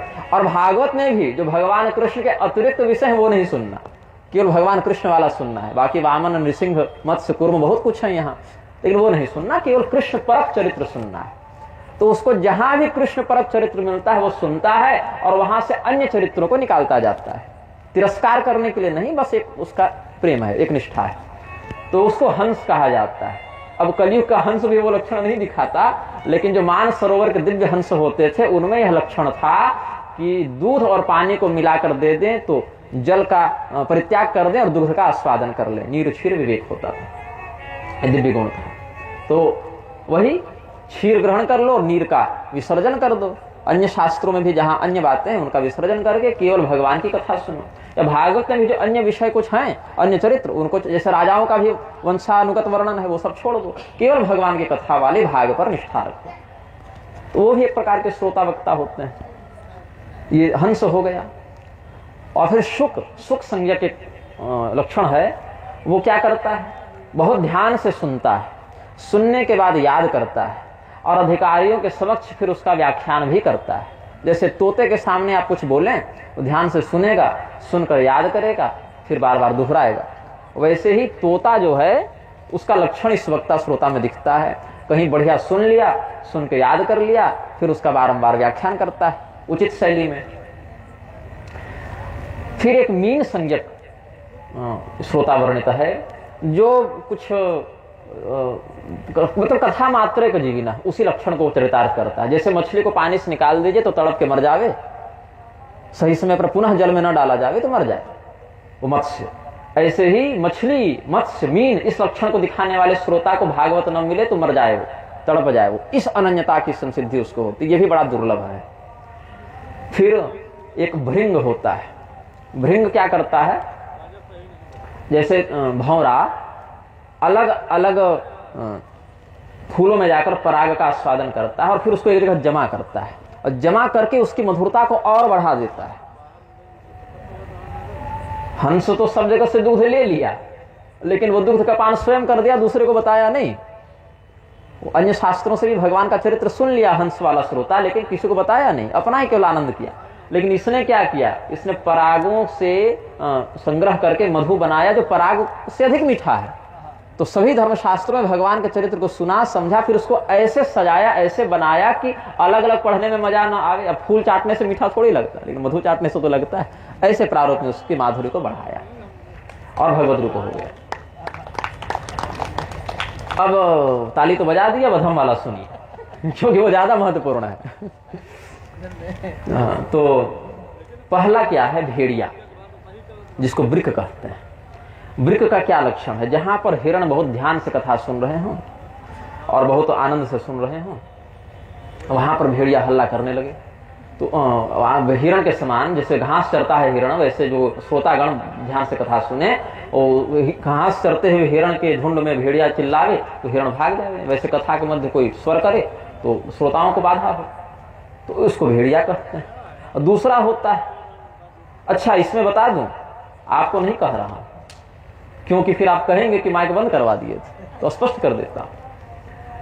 सुगह सुष्ठुमितम भक्ति व्यासम श्रोत्रिश्च हर्षयन्। आपने जो बीच में भाव व्यक्त किया उससे श्रोता और वक्ता को हर्ष हुआ। अगर हर्ष नहीं होता तो हम स्वयं टोक देते, लेकिन आपके भाव से कथा के रस की वृद्धि हम समझते हैं, इसलिए आप कल से ऐसा कर सकते हैं। लेकिन क्या है कि पांडे जी अपना कर्तव्य समझते हैं कि भाई जब कथा चल रही तो बीच में कोई ना कुछ बोले, क्योंकि माइक ऑन है तो कोई कुछ भी बोल सकता है, तो बाधा हो सकती है। क्योंकि कुछ मंचों पर लोग कर सकते हैं ऐसा, तो वो अपना कर्तव्य किए, हम अपना कर रहे हैं, आप अपना कर्तव्य कर सकते हैं। कि कथा में जिस प्रकार का भाव है वैसी अभिव्यक्ति श्रोता के रूप से अगर व्यक्त की जावे, जिससे रस की वृद्धि हो, खंडन न हो, तो उतने अंश में श्रोताओं की प्रतिक्रिया शास्त्र सम्मत होती है, वो समादरणीय होती है। तो आप इसमें सुख माने जाएंगे, भेड़िया नहीं माने जाएंगे, ठीक है। और कहां पर भेड़िया माने जाएंगे, जिससे वक्ता और श्रोता में विघ्न पड़े। अरे भैया शांत रहो जी, कथा चलने तो ऐसा कहना पड़ जाए, तो वहां दिक्कत है। लेकिन जहां पर उस भाव की अभिव्यक्ति और अच्छे से हो, वहां पर आनंद पूर्वक होता है। फिर क्या हुआ, वेणुस्वन रसासक्ता मृकोरणीय मृगान्य था। कोई भीलनी या भील इत्यादि बैठकर मुरली बजावे जंगल में, जंगल के लोग वाद्य यंत्र बजाते हैं, भेरी मुरली इत्यादि बजाते हैं जंगल में अपना, और हिरण उसका तान सुन सुन के घास चरते हैं, बीच में कोई भेड़िया चिल्लावे तो उसको भय लगता है, भाग जाता है वहां से, तो विखंडन होता है उस रस में। तो ऐसा जो विघ्न करने के लिए स्वर करे वो भेड़िया कहलाता है तो श्रोता वो भी सुनने आया है वो भी, लेकिन वो विघ्न करता श्रोता है, उससे कथा की दिव्यता में कमी आती है, वो आनंद में विखंडन होता है। अच्छा, एक है भूरुंड। भूरुंड क्या करता है, बोलता बहुत बढ़िया है, सुनता भी बहुत बढ़िया है, लेकिन आचरण करने की बात आती तो आचरण कुछ नहीं करता। वो कहेगा कि सत्य बोलो, चोरी मत करो, व्यभिचार मत करो, मदिरापान मत करो, सारी अच्छी बातें बताएगा, लेकिन जब करने की बात आएगी तो सर्वार्थान विपरीतांश, सब उल्टे करेगा। तो उसका ज्ञान केवल व्याख्यान तक सीमित है, उसका ज्ञान केवल श्रवण तक सीमित है, आचरण में नहीं लाता। एक पक्षी होता था भूरुंड, जो हिमालय में पाया जाता था, अब मनुष्यों ने विकास कर दिया तो वो विलुप्त हो गया। तो मनुष्यों के विकास की बलि बहुत सी प्रजातियां चढ़ गई, बहुत से अभी भी चढ़ रही हैं, पशु पक्षी बहुत विलुप्त होते जाते हैं ना। तो उसमें भूरुंड नाम का पक्षी, वो कई बार दो मुहा भी होता था। भूरुंड में एक प्रजाति डायनासोर इत्यादि होते थे। अब लोग कहते हैं कि डायनासोर नाम शास्त्रों में क्यों नहीं मिलता, क्यों नहीं मिलता? क्योंकि वो तो बाइबल में भी नहीं मिलता, तो कुरान में भी नहीं मिलता, तो वहां क्यों प्रश्न नहीं करते हो? चलो ठीक है, हमको उनसे क्या मतलब, वहां तो बहुत कुछ नहीं मिलता या मिलता भी है, उससे हमको क्या मतलब। मैं तो धर्मशास्त्रों की अगर बात करूं तो डायनासोर, क्या ये शब्द संस्कृत का है? अब लैटिन और फ्रेंच में तो हमारे धर्मशास्त्र लिखे नहीं गए हैं ये शब्द मिले। हाँ, शरभ शब्द मिलता है, 8 पैर होते थे, बड़ी सी चोंच होती थी, सिंह का शिकार करता था, बड़ी बड़ी पंख होते थे, वो लक्षण कुछ डायनासोर जैसा दिखता है। और ये शब्द तो 100-150 साल पहले की, आज के वैज्ञानिकों ने लैटिन फ्रेंच इत्यादि से निकाल कर दिया, तो यही शब्द हम कहां से दिखा दे? 4 दांत वाले हाथी का वर्णन मिलता है रामायण, वाल्मीकि रामायण में देखिए। आज तुम उसको मैमथ कहोगे तो मैमथ शब्द कहां से दिखा दे हम? तो इसीलिए अब कोई कहे इलाहाबाद नहीं मिलता, भाई प्रयागराज तो मिलता है, इलाहाबाद के बाद में उसका नाम रख दे करने लगे तो कैसे हो? तो जो शास्त्रीय शब्द जो उसके लिए प्राप्त हो वो प्राप्त होगा तो वही मिलेगा। तो यहां पर भूरुंड का हम बता रहे थे वर्णन कि ये दूसरे को बड़ी सुंदर शिक्षा देगा, स्वयं जब आचरण करने की बात आएगी तो ये उस आचरण पर निष्ठा नहीं रखता, संयमी नहीं होता, सदाचारी नहीं होता। ये भूरुंड नाम का व्यक्ति बताया गया। फिर एक बैल होता है, सर्वं श्रुतमुपादत्ते सारा सारां दधिर्वृषः स्वादुद्राक्षां खलिं चापे निर्विशेषं यथा वृषः। जैसे आप बैल के सामने पुआल इत्यादि रख दें, कुट्टी रख दें या खजूर रख दें, अंगूर रख दें, वो उसी मजे से अंगूर भी खाता है, उसी मजे से घास भी खाता है, पुआल भी खाता है, उसको पता ही नहीं चलता कि कौन सा अधिक स्वादिष्ट है, कौन सा कम स्वादिष्ट है। मनुष्य के जीवा में जो स्वाद की ग्रंथि है या जो कोशिकाएं स्वाद का अनुभव करती हैं, उसी प्रकार का अनुभव सभी प्राणियों में ऐसा नहीं है। बैल की जीवा बहुत मोटी होती है, उसकी स्वाद ग्रंथियां कमजोर होती है मनुष्यों की अपेक्षा, उसकी गंध इत्यादि स्वाद की अपेक्षा अधिक है। वो सूंघकर भले छोड़ दे बैल, लेकिन खाकर वो नहीं बुरा स्वाद पकड़ पाएगा मनुष्यों की तुलना में। कुछ तो पता चलता ही है, लेकिन मनुष्यों की तुलना में बहुत क्षीण उसका ये सब गुण है। तो जैसे श्रोता बैठा है, उसके सामने चाहे तत्वज्ञान परोसो, चाहे चुटकुला परोसो, चाहे तमाशा परोसो, चाहे भजन परोसो, बैठा है कि हाँ ठीक है, मंच से कह रहे तो ठीक ही कह रहे होंगे, इस चक्कर में सब सुनता है। वो अंगूर भी खाता है और कुट्टी भी चबाता है, उसको घास और फल में अंतर नहीं पता चलता। तो ऐसा श्रोता बैल होता है, जैसा यहाँ लिखा है, तो ऐसा श्रोता नहीं बनिएगा। स्वादु द्राक्षाम खलिम चापे निर्विशेषम यथा वृषः। इस कथा की विशेषता क्या है नहीं जानता। कार्ड आया था, भागवत हो रही है, महाराज जी बोल रहे हैं तो अच्छा ही बोल रहे होंगे, भागवत सुनना चाहिए, इतना होश है उसको, लेकिन भागवत के नाम पर भागवत मिल रहा है या कुछ और मिल रहा है, ये परीक्षण करने का विवेक उसमें नहीं होता है। फिर एक होता है ऊंट, सौष्ठो मधुरम मुंचन विपरीते रमेतयः यथा निम्बं चरत्युष्ट्रो हित्वां ब्रह्मपि तद्युतम्। ऊंट क्या करता है? अच्छी अच्छी बातों को छोड़कर केवल कड़वी कड़वी फलों को खाता है। आम और नीम दिया जावे, नीम बबूल की ओर भागेगा, आम जामुन की तरफ नहीं जाएगा। उसको कड़वे फलों में ही अधिक रुचि होती है। आम खा भी ले, उस रुचि से न खाएगा जितना बढ़िया बबूल की ओर भागेगा ऊंट। ऐसे ही भगवान की कथा की मधुरता, भगवान की कथा की रसिकता नहीं समझ पाता जो श्रोता, और विवाद करने के लिए केवल विषयों पर आक्षेप करता रहता है, ऐसा श्रोता और वक्ता होता है ऊंट। फिर वो झगड़ा करने बैठ जाएगा। और कल गिरधर का हम देख रहे थे वीडियो, तो गिरधर ने कहा कि हनुमान जी को बदनाम करने के लिए पुराणों में मिलावट कर दी गई। अच्छा, ये अलग बात है कि जीवन भर पुराने कमाए खाया वो व्यक्ति, लेकिन जब बोलना होगा तो कहेंगे कि पुराणों में मिलावट कर दी गई। तो कोई उठकर खड़ा होगा कल, कहेगा कि भृगु जी भगवान विष्णु को तो लात नहीं मार सकती, तो बड़ी गड़बड़ बात है, जरूर किसी ने मिलावट कर दी होगी। तो कैसे भृगु जी मार देंगे भगवान विष्णु को लात? और मार भी दिया तो कोई दंड नहीं मिला, मतलब ये कथा जरूर मिलावटी होगी, प्रक्षिप्त होगी, ये कह देंगे। फिर किसी खोपड़ी घूमेगी। और रासलीला वाला तो विवाद बहुत सालों से चल रहा है, और सुखदेव जी तत्व जानते थे, उन्होंने समझा दिया। परीक्षित जी के मन में भ्रम हुआ, उन्होंने भी समझ लिया, समझा दिया जब सुखदेव जी ने, तो उन्होंने भी समझ लिया। भ्रम तो हुआ, भ्रम होना स्वाभाविक है, शिष्य के मन में भ्रम होना दोष नहीं है, वो गुण है। भ्रम होगा तभी तो समाधान करेगा, लेकिन भ्रम हो जावे तो तद्विधि प्रणिपातेन परिप्रश्नेन सेवया उपदेक्षं ते ज्ञानम ज्ञानिनस्तत्वदर्शिनः। जब कोई शिष्य प्रणिपात भाव से अपने गुरु की शरण में जाता है, सेवा करता है, प्रश्न पूछता है, बारंबार पूछता है, विधि पूर्वक पूछता है, तिरस्कार करने के लिए नहीं।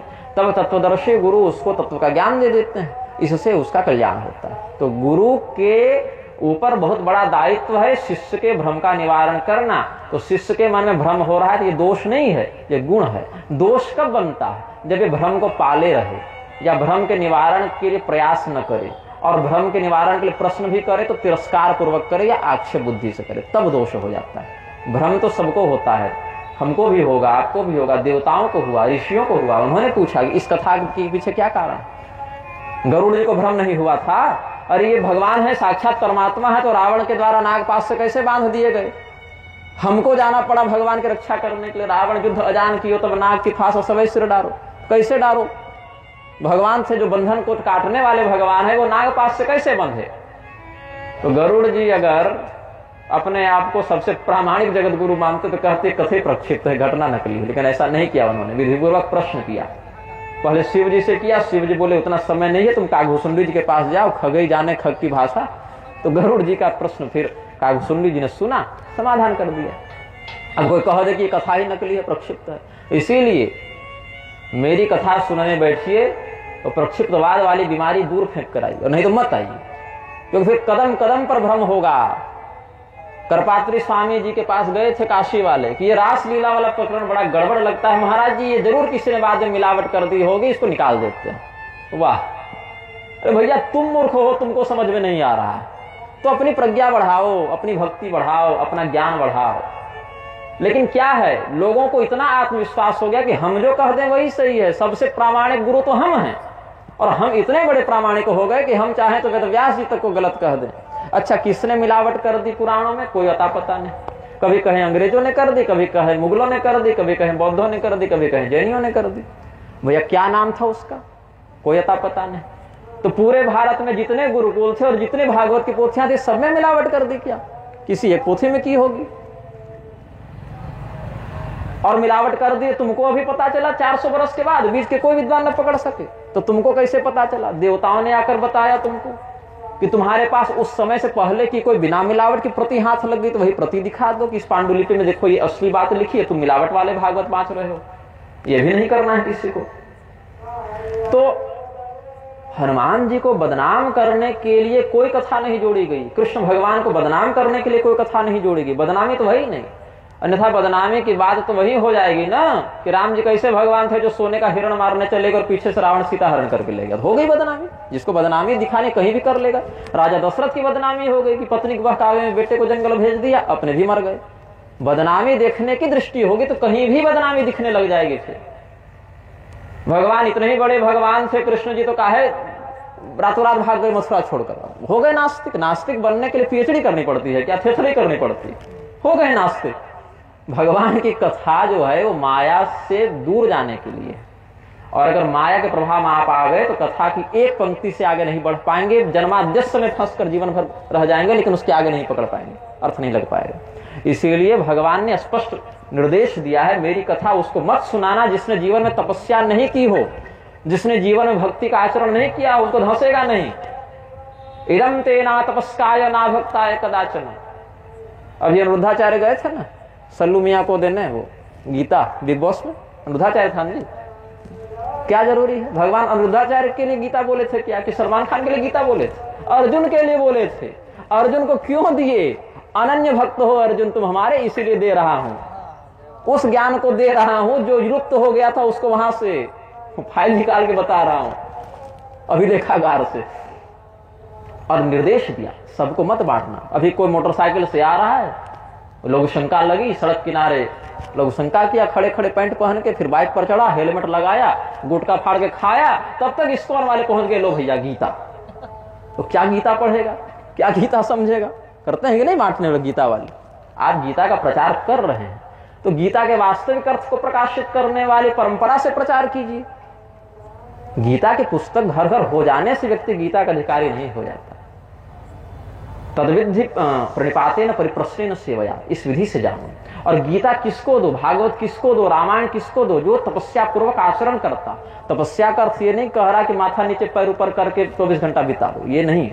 वाणी से, मन से, शरीर से बहुत प्रकार की तपस्या होती है। माता पिता की सेवा करना तपस्या है, गुरु ब्राह्मण कुल देवता की सेवा करना तपस्या है, सत्य बोलना तपस्या है, गाली नहीं बोलना भी तपस्या है। बहुत प्रकार की तपस्या होती है। ईर्ष्या कपट नहीं करना भी तपस्या है।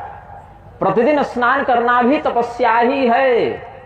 शौचाचार वाली तपस्या है, वो शुद्धिकरण की तपस्या है, वो दैहिक तपस्या में आता है विषय। पूजनम शौच मार्जवम, भगवान का पूजन करो।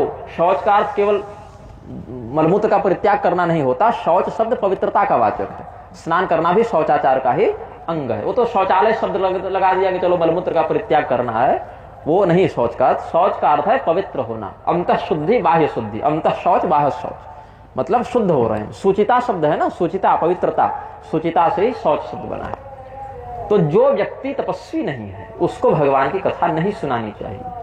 आप आ भी गए, सुन भी लिए, समझे भी नहीं, उल्टे 10 जगह खोपड़ी घूमे तो कुतर्क किए, आपको भी दोष लगा, हमें भी दोष लगा। काहे उसको सुनाने गया जी तू? भगवान हमसे पूछेंगे। और जब तुम अधिकारी नहीं थे तो सुनने क्यों गए? और सुनने गए, नहीं समझ में आया है तो विधि पूर्वक पूछते, फिर न तुमसे चुप रहा गया, न तुमसे पूछा गया ठीक से, तुमसे कुतर्क हो गया। इससे क्या होता है? भगवान के प्रति द्वेष होता है। और जब द्वेष होता है तो अश्रद्धा होती है, नास्तिकता बढ़ती है, अधःपतन होता है, दोनों का, वक्ता और श्रोता दोनों का। तो इदं ते ना तपस्काय ना भक्ताय कदाचन न चा शुश्रूषवे वाच्यम न च माम योभ्य सूयति। 4 लोगों को भगवान की कथा मत सुनाओ। आप किसी भी व्यक्ति के पास जाइए कथा के लिए, जो मैं हालत देख रहा हूं, आपसे ये नहीं पूछा जाएगा कि आप प्रतिदिन स्नान करते हैं क्या, आपके यहाँ कोई वर्णशंकर विवाह तो नहीं हो गया है, आपका यज्ञोपवीत सही उम्र में हुआ था कि नहीं हुआ था, आप किसी प्रकार का भक्ष भक्षण तो नहीं करते, ये सब पूछना चाहिए ना। अच्छा चलो, अगर इन दोषों से आप युक्त भी हैं तो कम से कम इतना संकल्प लीजिए कि अब कथा सुनने के बाद का जीवन हमारा उन दोषों से मुक्त हो जाए। क्योंकि भाई धुंधकारी भी कथा सुना, क्या करता, जीवन भर अधर्म किया, बाद में होश हुआ, कथा सुना। लेकिन कम से कम अगर अभी तक आप ऐसे नहीं तो आज से ही संकल्प कीजिए कि अब हम शुद्ध होने के लिए कथा सुन रहे हैं, आगे से हम ठीक से जीवन बिताएंगे, आगे से हम सदाचारी होकर जीवन बिताएंगे। ये कर लो कम से कम। लेकिन नहीं, उससे कोई मतलब नहीं है। वक्ता के परीक्षण से भी मतलब नहीं है, श्रोता के परीक्षण से भी मतलब नहीं। क्या तुम भगवान के भक्त हो? क्या तुम तपस्वी हो? क्या तुम अपने सास ससुर माता पिता की सेवा करते हो? कहीं वृद्धाश्रम तो नहीं भेज दिए हो? ये सब पूछना चाहिए ना, तब तो जाने तुम कथा के अधिकारी हो कि नहीं। क्योंकि अभक्ताश्च विज्ञाय न ददौ स कथामृतम्। आज क्या हमको दक्षिणा दीजिएगा? जो देवता दक्षिणा देने आए थे सुखदेव जी के पास, अमृत का कलश ही उठा के ले आए कि भैया हम देवता ये कलश लेकर आए हैं गुरुदेव आपके पास, ये अमृत का कलश आप परीक्षित को दे दें, वो परीक्षित अमृत पी लेंगे तो अमर हो जाएंगे, और बदले में हमें कथा दे दो। अभक्ताश्च विज्ञाय न ददौ स कथामृतम्। श्रीमद् भागवती वार्ता सुराणाम अपि दुर्लभा। भगा दिए सुखदेव जी, तुम अभक्त हो। अब अभक्त थे तो कथा नहीं दी, अमृत के बदले भी कथा नहीं दी। कहे तुम कांच लेकर आए हो और हमसे मणि मांगते हो, तो ये कैसा सौदा है भाई? सौदा तो समान मूल्य का होता है ना, विषय विनिमय समान मूल्य की वस्तुओं का होता है। तुम कांच दे रहे हो, हमसे मणि मांग रहे हो, तुम अपना अपने अमृत धरे रहो अपने पास। तुम्हारा अमृत पीकर अमर होगा कितना? 1 मनवंतर, 1 कल्प। हम परीक्षित को सदैव के लिए अमर कर दे रहे हैं।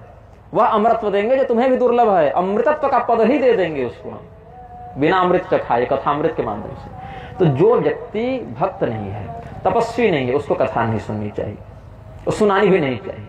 पहले सामान्य सदाचार का पालन सीख ले। भगवान के प्रति भक्ति थोड़ी थोड़ी भी कम से कम उदित होने लगे तो कथा सुनने बैठेगा तो उसकी बुद्धि जागृत होगी। और अगर अभी तक ऐसा नहीं हुआ है तो कम से कम अभी तक जितना पाप किया, दुष्कर्म किया, दुराचार किया, उसके प्रति ग्लानि हो मन में, सुधरने की बुद्धि हो। अब से कथा सुनकर हम सुधरेंगे, जानेंगे कैसे जीवन बिताना है, तब सुनो कथा। ऐसे टाइम पास के लिए कथा हम नहीं सुनाते। इसीलिए आप सबों को हम स्पष्ट कड़े शब्द में कह दे रहे हैं, कथा सुनने आइएगा, मुंह में पान गुटखा खैनी तंबाकू लेकर मत आइएगा। अशुद्ध मुख से कथा नहीं सुननी चाहिए। मैं शुद्ध मुख से कथा आचमन करके शिखाबंधन करके कहता हूं, आपसे भी ऐसी अपेक्षा है। किसी प्रकार का म्लेच्छ परिधान पहनकर ऊपर मत आइएगा, ये भी बता दे रहा हूं। धोती पहन लें तो मंच पर आवे। कथा प्रारंभ होने के बाद मंच पर मत आइएगा कि माला चढ़ानी, फूल चढ़ाने। कथा प्रारंभ हो जावे तो कथा को ध्यान से सुने। कथा सुनना प्रधान कार्य है, मुझे माला पहनाना प्रधान कार्य नहीं है। मुझे माला पहनाकर एक व्यक्ति का मोक्ष नहीं हुआ, मैं स्वयं जानता हूं। भगवान की कथा सुनकर हजारों का हुआ है, शास्त्र प्रमाण है। मुझे माला पहनाने से कोई लाभ नहीं है। व्यास पूजन करना है, कथा से पहले कर लीजिए, कथा के बाद आरती के समय कर लीजिए। बीच कथा में मेरा सत्कार सम्मान मत कीजिए, कथा में व्यवधान होता है। हम यहाँ माला पहनने नहीं आए हैं, आपको कथा सुनाकर आपके लोक परलोक को सुरक्षित करने आए हैं, वो प्रधान है। तो ये सब कुछ सामान्य मर्यादाएं हैं। शुद्ध भाव से, शुद्ध मन से, और शुद्ध मन से पहले आवश्यक है शुद्ध तन से। तन तो बाह्य करण है, मन तो अंतःकरण है, वो ज्यादा सूक्ष्म है। बाहर का शरीर शुद्ध नहीं हो रहा है तो मन कहां से शुद्ध होगा? तो पहले शरीर की शुद्धि हो, फिर मानसिक शुद्धि हो। दोनों की शुद्धि होने से स्वयं भक्ति जागृत होगी, तब अनुभव भी होगा उसका, उस दिव्यता का अनुभव भी करेंगे। और नहीं तो जीवन में 50 भागवत सुनिए, उद्धार नहीं होगा। तो धुंधुकारी एक भागवत सुन के तर गया। कैसे तर गया? श्लोक अलग थे क्या? विषय अलग था क्या? नहीं। भाव भेद से फल भेद हो जाता है। सनातन धर्म में, वर्णाश्रम मर्यादा में, भगवान के बताए धर्मशास्त्रों में अखंड श्रद्धा। यहां तो अलग हाल है कि गुरु कह रहा है कि अमुक अमुक आस्पद वाले ब्राह्मण अधम होते हैं, चेला कह रहा है कि शंकराचार्य को चाहे कि सभी जाति के लोग पुजारी बनने लग जाए। तो किस व्यवस्था का आदेश भगवान ने किस निमित्त किया है, उसमें क्या पूर्वकृत प्रारब्ध भी नियुक्त है? तो ठीक है, पूरी शंकराचार्य ने धीरेन्द्र को बढ़िया सुना दिया था। फिर कर मैं देख रहा था गोवर्धन मठ के चैनल पर, तो चेला इधर कह रहा है कि सबका उत्थान कर दो, और गुरु कह रहा है कि नहीं नहीं, ब्राह्मण ये सब तो अधम ब्राह्मण होते हैं। तो गुरु और चेले में तालमेल नहीं। और दोष किस पर आएगा? उन शास्त्रज्ञों पर आएगा, उन सनातन धर्मावलियों पर आएगा जो इतने वर्षों के आतताइयों के अत्याचार के बाद भी अपने मूल धर्म को सुरक्षित रख पाए। आज कह पा रहे हैं कि हम सनातनी हैं, हमने अपने यज्ञोपवीत को बचाया, अपने शिखा को बचाया, अपने चरित्र को बचाया, अपने कर्तव्य कुल मर्यादा को बचाया। सारा आरोप उन पर फिर आ जाएगा। तो हनुमान जी को बदनाम करने के लिए, कृष्ण भगवान को बदनाम करने के लिए ये सब बातें नहीं हैं जोड़ी गई। वास्तविक इतिहास है, धर्मशास्त्र का इतिहास है। तुम्हें कोई बात समझ में नहीं आ रही तो तुम मूर्ख हो। धर्मशास्त्र मूर्ख नहीं है, धर्मशास्त्रों के लेखक प्रवर्तक ऋषि महर्षि मूर्ख नहीं है, तुम दम्भी हो, ऐसा समझना चाहिए। उस दम्भ को दूर करने के लिए विनम्रता पूर्वक सदाचार का पालन करना चाहिए, अन्न दोष से बचना चाहिए, राजनेताओं की चाटुकारिता से बचना चाहिए, तब कल्याण होगा। मैं वैसा चिकित्सक हूं जो टैबलेट से अधिक इंजेक्शन में और इंजेक्शन से अधिक सर्जरी में भरोसा करता है, जल्दी काम करता है, क्योंकि बीमारी बड़ी गहरी। टैबलेट दे देकर थक गए, तब इंजेक्शन देना शुरू किए, इंजेक्शन से थक गए तो सर्जरी करना शुरू किए। अब कोई कह दे भगवान महादेव को कैसे भरी सभा में 10 प्रजापति गाली दे सकते हैं, ये कथा प्रक्षिप्त। कोई कह दे रासलीला भगवान ने कैसे कर दी, ये कथा प्रक्षिप्त है। कोई कह दे वस्त्र कैसे अपहरण कर ली, ये भी प्रक्षिप्त है। कोई कह दे भगवान श्री रामचंद्र जी कैसे नागपाश में बंध गए, ये भी प्रक्षिप्त है। तो जिसकी बुद्धि जहां फंसेगी उतने शास्त्र के अंश को काटकर फेंक देगा। तो कुल मिला के हमारे पास धर्मशास्त्र के नाम पर एक अक्षर नहीं बचेगा। फिर कोई उठकर खड़ा होगा, बोलेगा अभी सबरी जी के प्रकरण पर भगवान कैसे किसी भीलने का जूठा बेर खा सकते हैं, ये मिलावटी, हटाओ इसको। फिर दूसरा खड़ा होगा, बोले वहां भक्ति के महात्म्य को प्रकाशित करने के लिए है, वहां पर भगवान ने वास्तव में भक्त के महात्म्य को प्रकाशित किया है, इसलिए वाला सही है। तो जो व्यक्ति एक भाग को नकली बताता है, फिर दूसरा व्यक्ति उसी को असली बताता है, फिर किसी को नकली बताता है, फिर किसी को असली बताता है। तो कुल मिला के धर्मशास्त्रों की प्रामाणिकता ही प्रत्येक कदम पर खंडित होती रहती है। और इसका दुष्परिणाम क्या होता है कि वास्तविक सांप्रदायिक व्याख्या, सांप्रदायिक अर्थ दंगा फसाद नहीं, गुरुणा सम्यक प्रकारेण शिष्याय प्रदीयते इति संप्रदायतः, शास्त्रनिष्ठ आचरण करने वाले गुरु के द्वारा अपने समर्पित शिष्य के प्रति धर्मशास्त्रों की जो व्याख्या की जाती है उसको संप्रदाय कहते हैं। नेताओं ने बदनाम कर दिया ना संप्रदाय शब्द को। नेताओं के अनुसार संप्रदाय मतलब तलवार लो और झगड़ा करो और माथा काट दो, ये संप्रदाय नहीं होता। संप्रदाय कहते हैं अविच्छिन्न परंपरा के माध्यम से गुरु ने अपने शिष्य को जो शास्त्रीय ज्ञान दिया उसको संप्रदाय कहते हैं। इसीलिए देवर्षि नारद क्षुब्ध होकर कहते हैं नहीं वैष्णवता कुत्र संप्रदाय पुरस्सरा, कि कलियुग का लक्षण है कि भगवान का जो संप्रदाय है, महात्म्य है, वो संप्रदाय की विधि से कहीं देखने को नहीं मिलेगा, मनमानी विधि से देखने को मिलेगा। और उसमें भी दंभ क्या है, सार्वभौम वैष्णव जगत गुरु लगाकर घूम रहा है और गिरधर को बना भी दिया लोगों ने। तो पूरे विश्व में क्या एक वैसा वैष्णव नहीं था जो वेद को अपना परम धर्म शास्त्र मान सके? पुराण पुरुषोत्तम कहलाते हैं भगवान नारायण।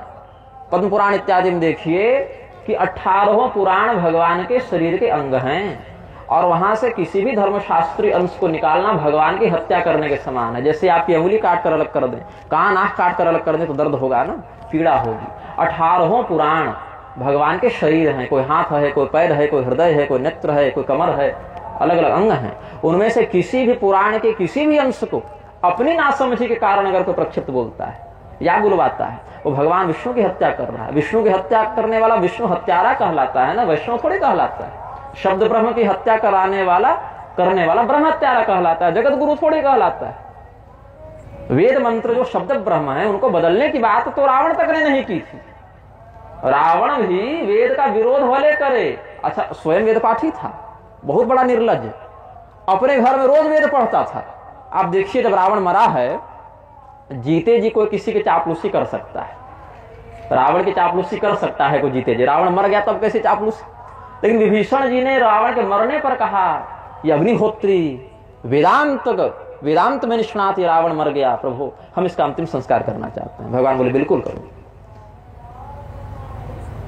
और ये सुपार्श्व जो मंत्री था रावण का, उसने जीते जी समझाया कि आप जैसा वेदज्ञ व्यक्ति परस्त्री हरण जैसा दुष्कर्म कैसे कर सकता है, ये तो आपके चरित्र को शोभा नहीं देता।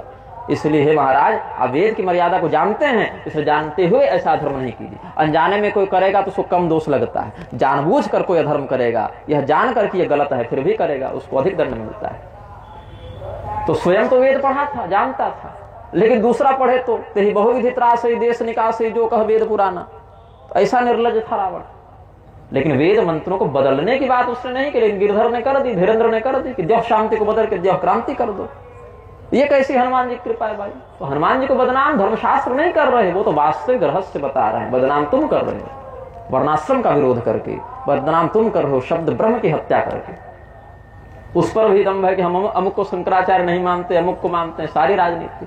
अंबानी के घर में बेटे के विवाह में गए, जिसको शंकराचार्य नहीं मानते उसको सिंहासन मिल गया, स्वयं बैठ के आए बगल में, न बहिष्कार करते बना न लड़ते बना। इस सर्कस के जोकर जितनी प्रतिष्ठा नहीं बच पाई, उसके बाद दम है कि हम सबसे प्रामाणिक आचार्य हैं, क्या कहें इस विषय पर। तो इतना इसलिए हमने कह दिया कि प्रक्षिप्तवाद कहीं भी दिख सकता है कि वैकुंठ में जाने के बाद जब पुनरागमन नहीं होता भैया, तो जय विजय कैसे नीचे आ गए, साप 3 जन्म का कैसे मिल गया, मतलब ये कथा प्रक्षिप्त होगी, खोपड़ी घूम गई। और जब 3 जन्म राक्षस होने का शाप मिला तो शिशुपाल क्षत्रिय कैसे हो गया, राक्षस कैसे नहीं बना? राक्षसी स्वभाव होगा उसका। राक्षस केवल बड़े बड़े दांत और तांबे समान जटाएं हो जाने से थोड़े होता है। राक्षस और देवता एक संपदा का भी तो नाम है। युधिष्ठिर कोई आकाश में उड़ते वरदान देते थे क्या, लेकिन देवांश माने गए, धर्मराज माने गए। क्यों? उनमें दिव्य गुण था। भगवान ने अर्जुन को देवता बताया, कहां बताया? गीता का आप देखिए 16वां अध्याय, वहां पर भगवान ने कहा है कि तुम दैवी संपदा से युक्त हो अर्जुन, इसलिए तुम चिंता मत करो, तुम में देवताओं के गुण हैं। तो देवता और राक्षस हम सबके अंदर भी होते हैं। सत्कर्म ही हमें देवतुल्य बनाता है, दुष्कर्म ही हमें राक्षस बनाता है। केवल बाहरी आकृति से कोई देवता और राक्षस नहीं हो जाता ना, कि विकराल दिख रहा है तो राक्षस है और दिव्य सुंदर दिख रहा है तो देवता है। नहीं, व्यवहारगत रीति से भी दैवीय संपदा आसुरी संपदा का लक्षण दिखता है। वो आसुरी संपदा का लक्षण शिशुपाल में दिखता था। ये सब समाधान चिंतन करने का विषय है, आचार्य परंपरा से सीखने का विषय है। दंभ से, अहंकार से, अन्य पूर्वाचार्यों के तिरस्कार से ये ज्ञान प्राप्त नहीं होता है। इसीलिए हमने आपको बारंबार कहा, हमारी कथा सुनने आइएगा, शरीर शुद्ध हो, मन शुद्ध हो, शास्त्रों में निष्ठा हो तो सुनिए, नहीं तो हमारे ठाकुर जी बैठे हैं। हम तो भगवान को सुनाने के लिए भी कई कथा करते हैं, आपको मनोरंजित कराने के लिए नहीं आए हैं। आपका मनोरंजन हो जावे, टाइम पास हो जावे, समाज में नाम हो जावे कि हमने भागवत करा, इसके लिए नहीं आए। कड़वा बोलते हैं, एक बार बोलते हैं, समझ जाइए एक बार में। आपका कल्याण हो, मुझे आपको पुनः इस पृथ्वी पर नहीं देखना है, ये मेरी महत्वाकांक्षा है। और मैं अपने लिए भी यही महत्वाकांक्षा रखता हूं। और मैं जितने भी बड़े बड़े महापुरुषों से मिलता हूं, चाहे सच के महापुरुषों, चाहे बने ठने महापुरुषों, लेकिन यही कहता हूं, आप अपने जीवन में भी यही लक्ष्य बनाकर चलिए कि पुनः एक माँ के गर्भ में आ गए, दोबारा नहीं जाना है। और नहीं तो शब्द राशि के संग्रह मात्र से कल्याण नहीं होगा। अजामिल का हो गया, धुंधुकारी का हो गया, हम और आप उससे कम पाप किए हैं, लेकिन फिर भी लटके रह जाएंगे। तो जिस जगह पर जिस समय जो 2 हथौड़े की चोट पड़नी वो नहीं पड़ पा रही है। इसीलिए श्रोता कैसा हो, बहुत से लक्षण बता दिए, बहुत से स्वभाव बता दिए, अच्छे बुरे सब। लेकिन एक सर्वमान्य जो सबों में थोड़ा थोड़ा हो सकता है वो भी अब अंत में बता देता हूं, फिर इस व्याख्यान को पूर्ण करूंगा। यस्थित्वाभिमुखं प्रणम्य विधिवत्यक्तान्यवादो हरेर् लीला श्रोतुमभिप्सतेति निपुणो नम्रोऽथ क्लिप्ताञ्जलिः शिष्यो विश्वसितो न चिन्तनपरः प्रश्नेऽनुरक्तः शुचिर् नित्यं कृष्ण जनप्रियो निगदितः श्रोता स वै वक्तृभिः। कैसा लक्षण हो स्केल आपको ऊपर नीचे करके लगता है इसलिए कहा मैंने प्रारंभ में स्केल बनाए रखी। यस्थित्वाभिमुखं प्रणम्य विधिवत् त्यक्तान्यवादो हरेर लीला श्रोतुमभिप्सतोति निपुणो नम्रोऽथ क्लिप्ताञ्जलिः। ये नहीं कहा आप इतनी बड़ी बड़ी मालाएं चढ़ा दें, ये नहीं कहा कि आप भरी कथा खड़े होकर नाचने लग जावे और व्यास जी भी उठ के आपका हाथ पकड़ के नाचने लग जावे, ऐसा नहीं कहा। ये भी नहीं कहा कि आप इतना रुक्मिणी विवाह में चढ़ा दें, इतना सुदामा जी वाले में चढ़ा दें, इतना वामन भगवान वाले में चढ़ा दें, या व्यास जी के आश्रम में इतना बनवा दें, ऐसा कुछ नहीं कहा।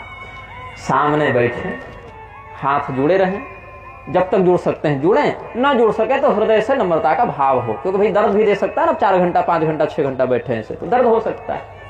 तो हाथ श्रद्धा से जुड़े, प्रणाम करके बैठे, इतना भाव है। पूरा जुड़े रहे तो ठीक है, नहीं जुड़े रहे तो हृदय में विनम्रता का भाव हो, ये मुख्य है। और विधिवत ये नहीं कि दिखावा के लिए, जैसे नेता लोग आते हैं ना मंच पर और पहले ऐसे करते हैं, फिर ऐसे करते हैं, फिर ऐसे ऐसे करके दिखाते हैं, वो विधिवत नहीं है, वो तमाशा है उनका।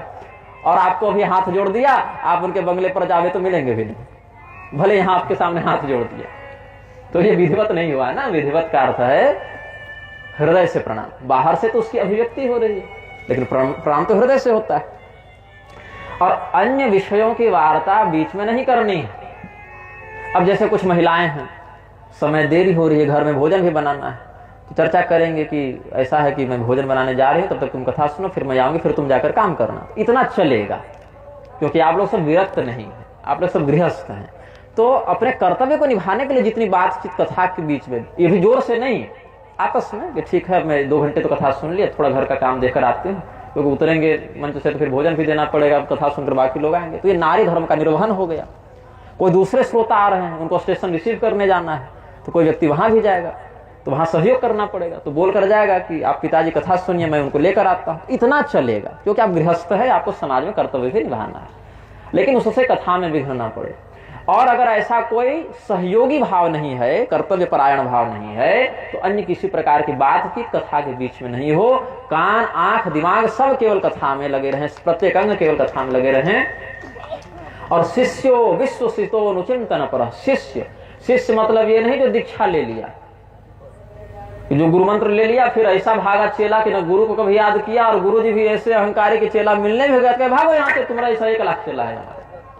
मेरे पास बहुत से महापुरुषों के, बड़े बड़े जगत गुरुओं के, शंकराचार्य, रामानुजाचार्य, निम्बारकाचार्य, मध्वाचार्य, रामानंदाचार्य, वल्लभाचार्य, और पता नहीं कितने कितनों के शिष्यों के फोन आते हैं। तुम कहा कि इस प्रश्न का उत्तर दीजिए।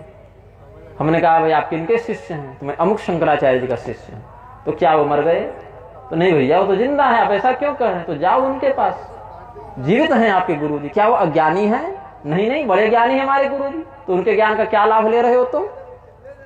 जब तुम उनके शिष्य हो तो तुम्हें पहले उनके पास जाना चाहिए। जब तुम्हारे गुरु जीवित हैं, स्वस्थ हैं, ये भी नहीं अस्पताल में कोमा में हैं, जीवित हैं, स्वस्थ हैं, ज्ञानी भी हैं, तो पहले उनकी शरण में जाओ ना, उनकी सेवा करो, उनसे ज्ञान लो।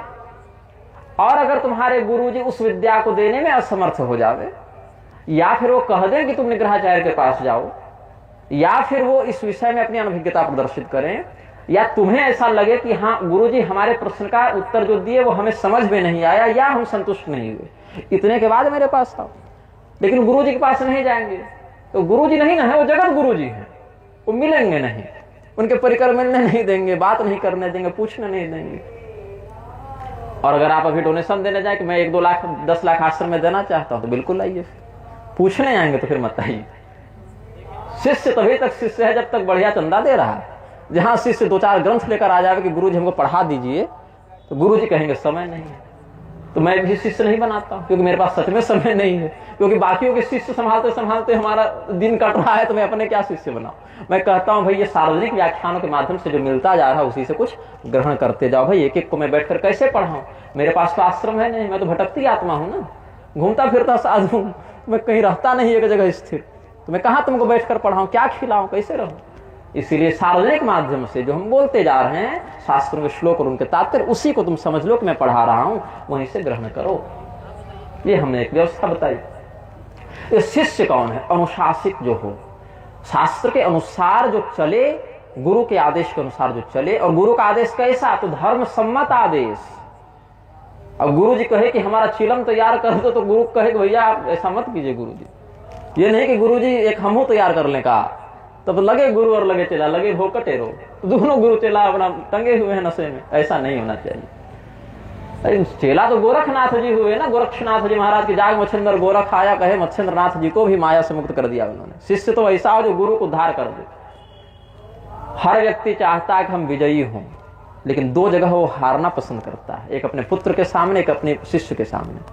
सर्वत्र विजय मिक्षेत पुत्रात् शिष्यात् पराजयम्, ऐसे कुछ भाव है।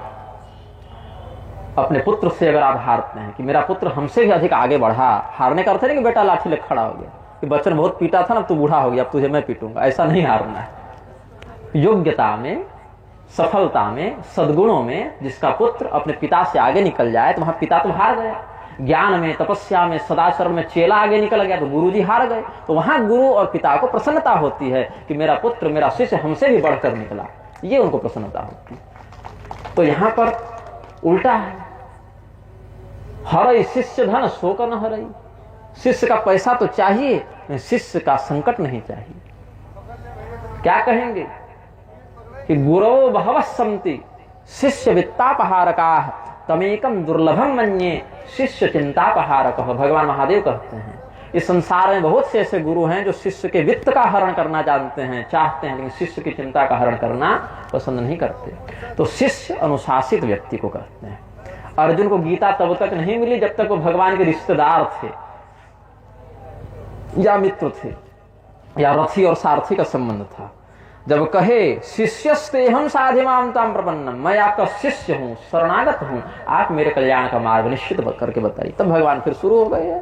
असोचानन सोचस्तम प्रज्ञावादांश भाषा। तो शिष्य अनुशासित कहते हैं। फिर विश्वसिता, चेला ऐसा है जो विश्वास करे गुरु के वचनों पर, क्योंकि अज्ञश्चाश्रद्धानश्च संशयात्मा विनश्यति। हम बैठे थे 40 मिनट बोलने का भाव लेकर, अब बोल दे रहे हैं तो बोल ही दे रहे हैं फिर, क्योंकि आए तो बोलने के लिए हैं। अब आप लोग विलंब से बैठे तो मैं क्या करूं, ठंडा सही है, थोड़ा तपस्वी बनिए ना।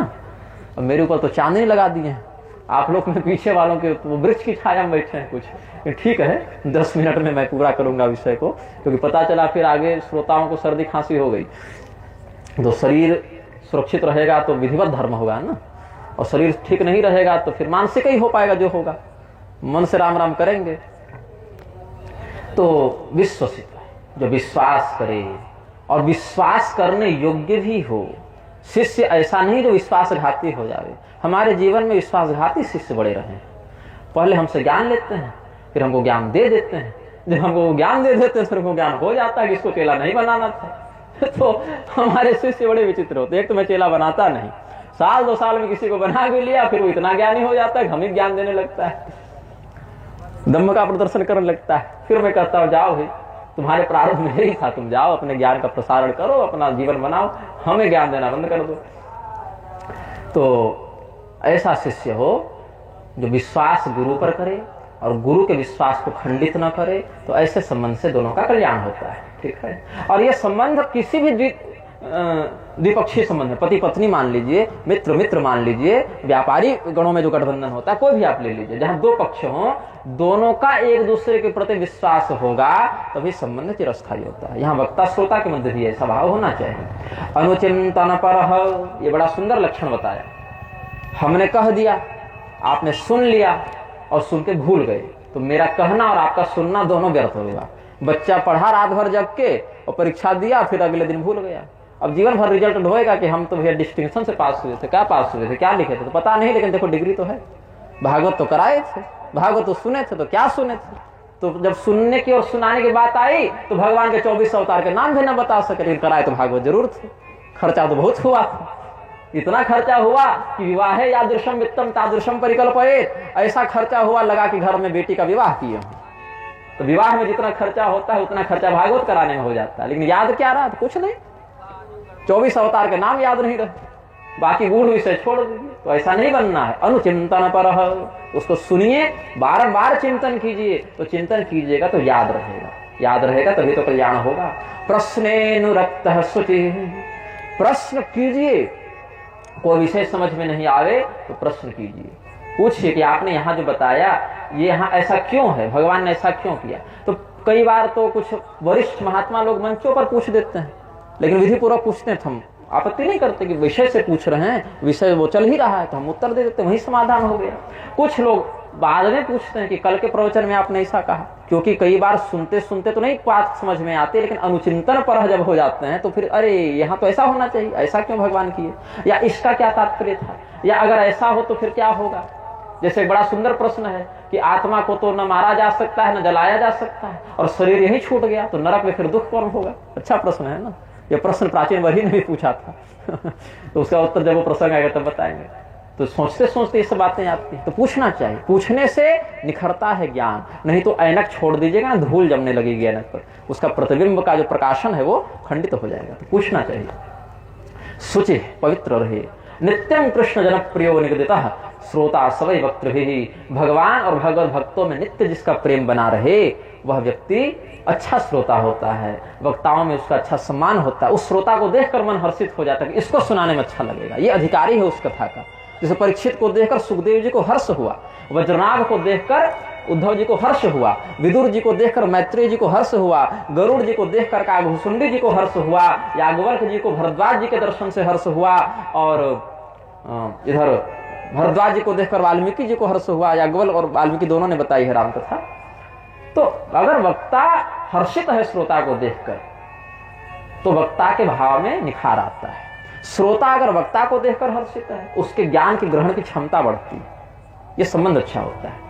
अब इसमें दोनों में एक श्रेणी होनी चाहिए। अगर वक्ता पैसे के लिए कथा कह रहा है तो श्रोता को मोक्ष की कामना नहीं करनी चाहिए, वो संसार में यश कीर्ति प्रसिद्धि सुख की कामना कर सकता है।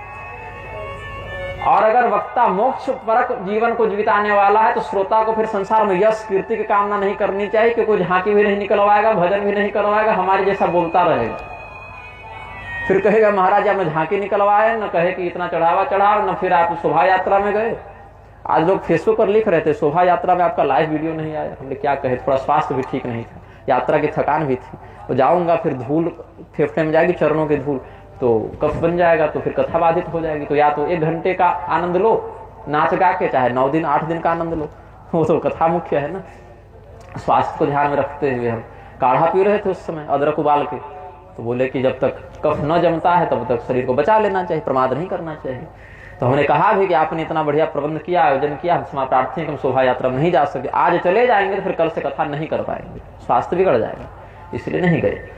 तो कृष्ण की प्राप्ति और धन की प्राप्ति दोनों भागवत से हो जाती है। कृष्णार्थी धनार्थी श्रोता वक्ता द्विधा मतः, 2 प्रकार के श्रोता और 2 प्रकार के वक्ता फल की दृष्टि से, एक को संसार चाहिए, एक को भगवान चाहिए। संसार में क्या यश धन, किसी को संतान चाहिए वो भी भागवत कराते हैं, किसी को चुनाव जीतना है वो भी भागवत कराते हैं, बहुत से काम भागवत से होते हैं, लेकिन वो नश्वर है, उनका फल नश्वर है। तो भागवत की जब प्राप्ति हो जाए तो 2 फल की प्राप्ति होती है, या तो संसार या तो भगवान। तो अगर वक्ता भी भगवत परायण है तो श्रोता को भी भगवत परायण होना चाहिए, तब तालमेल बैठेगा।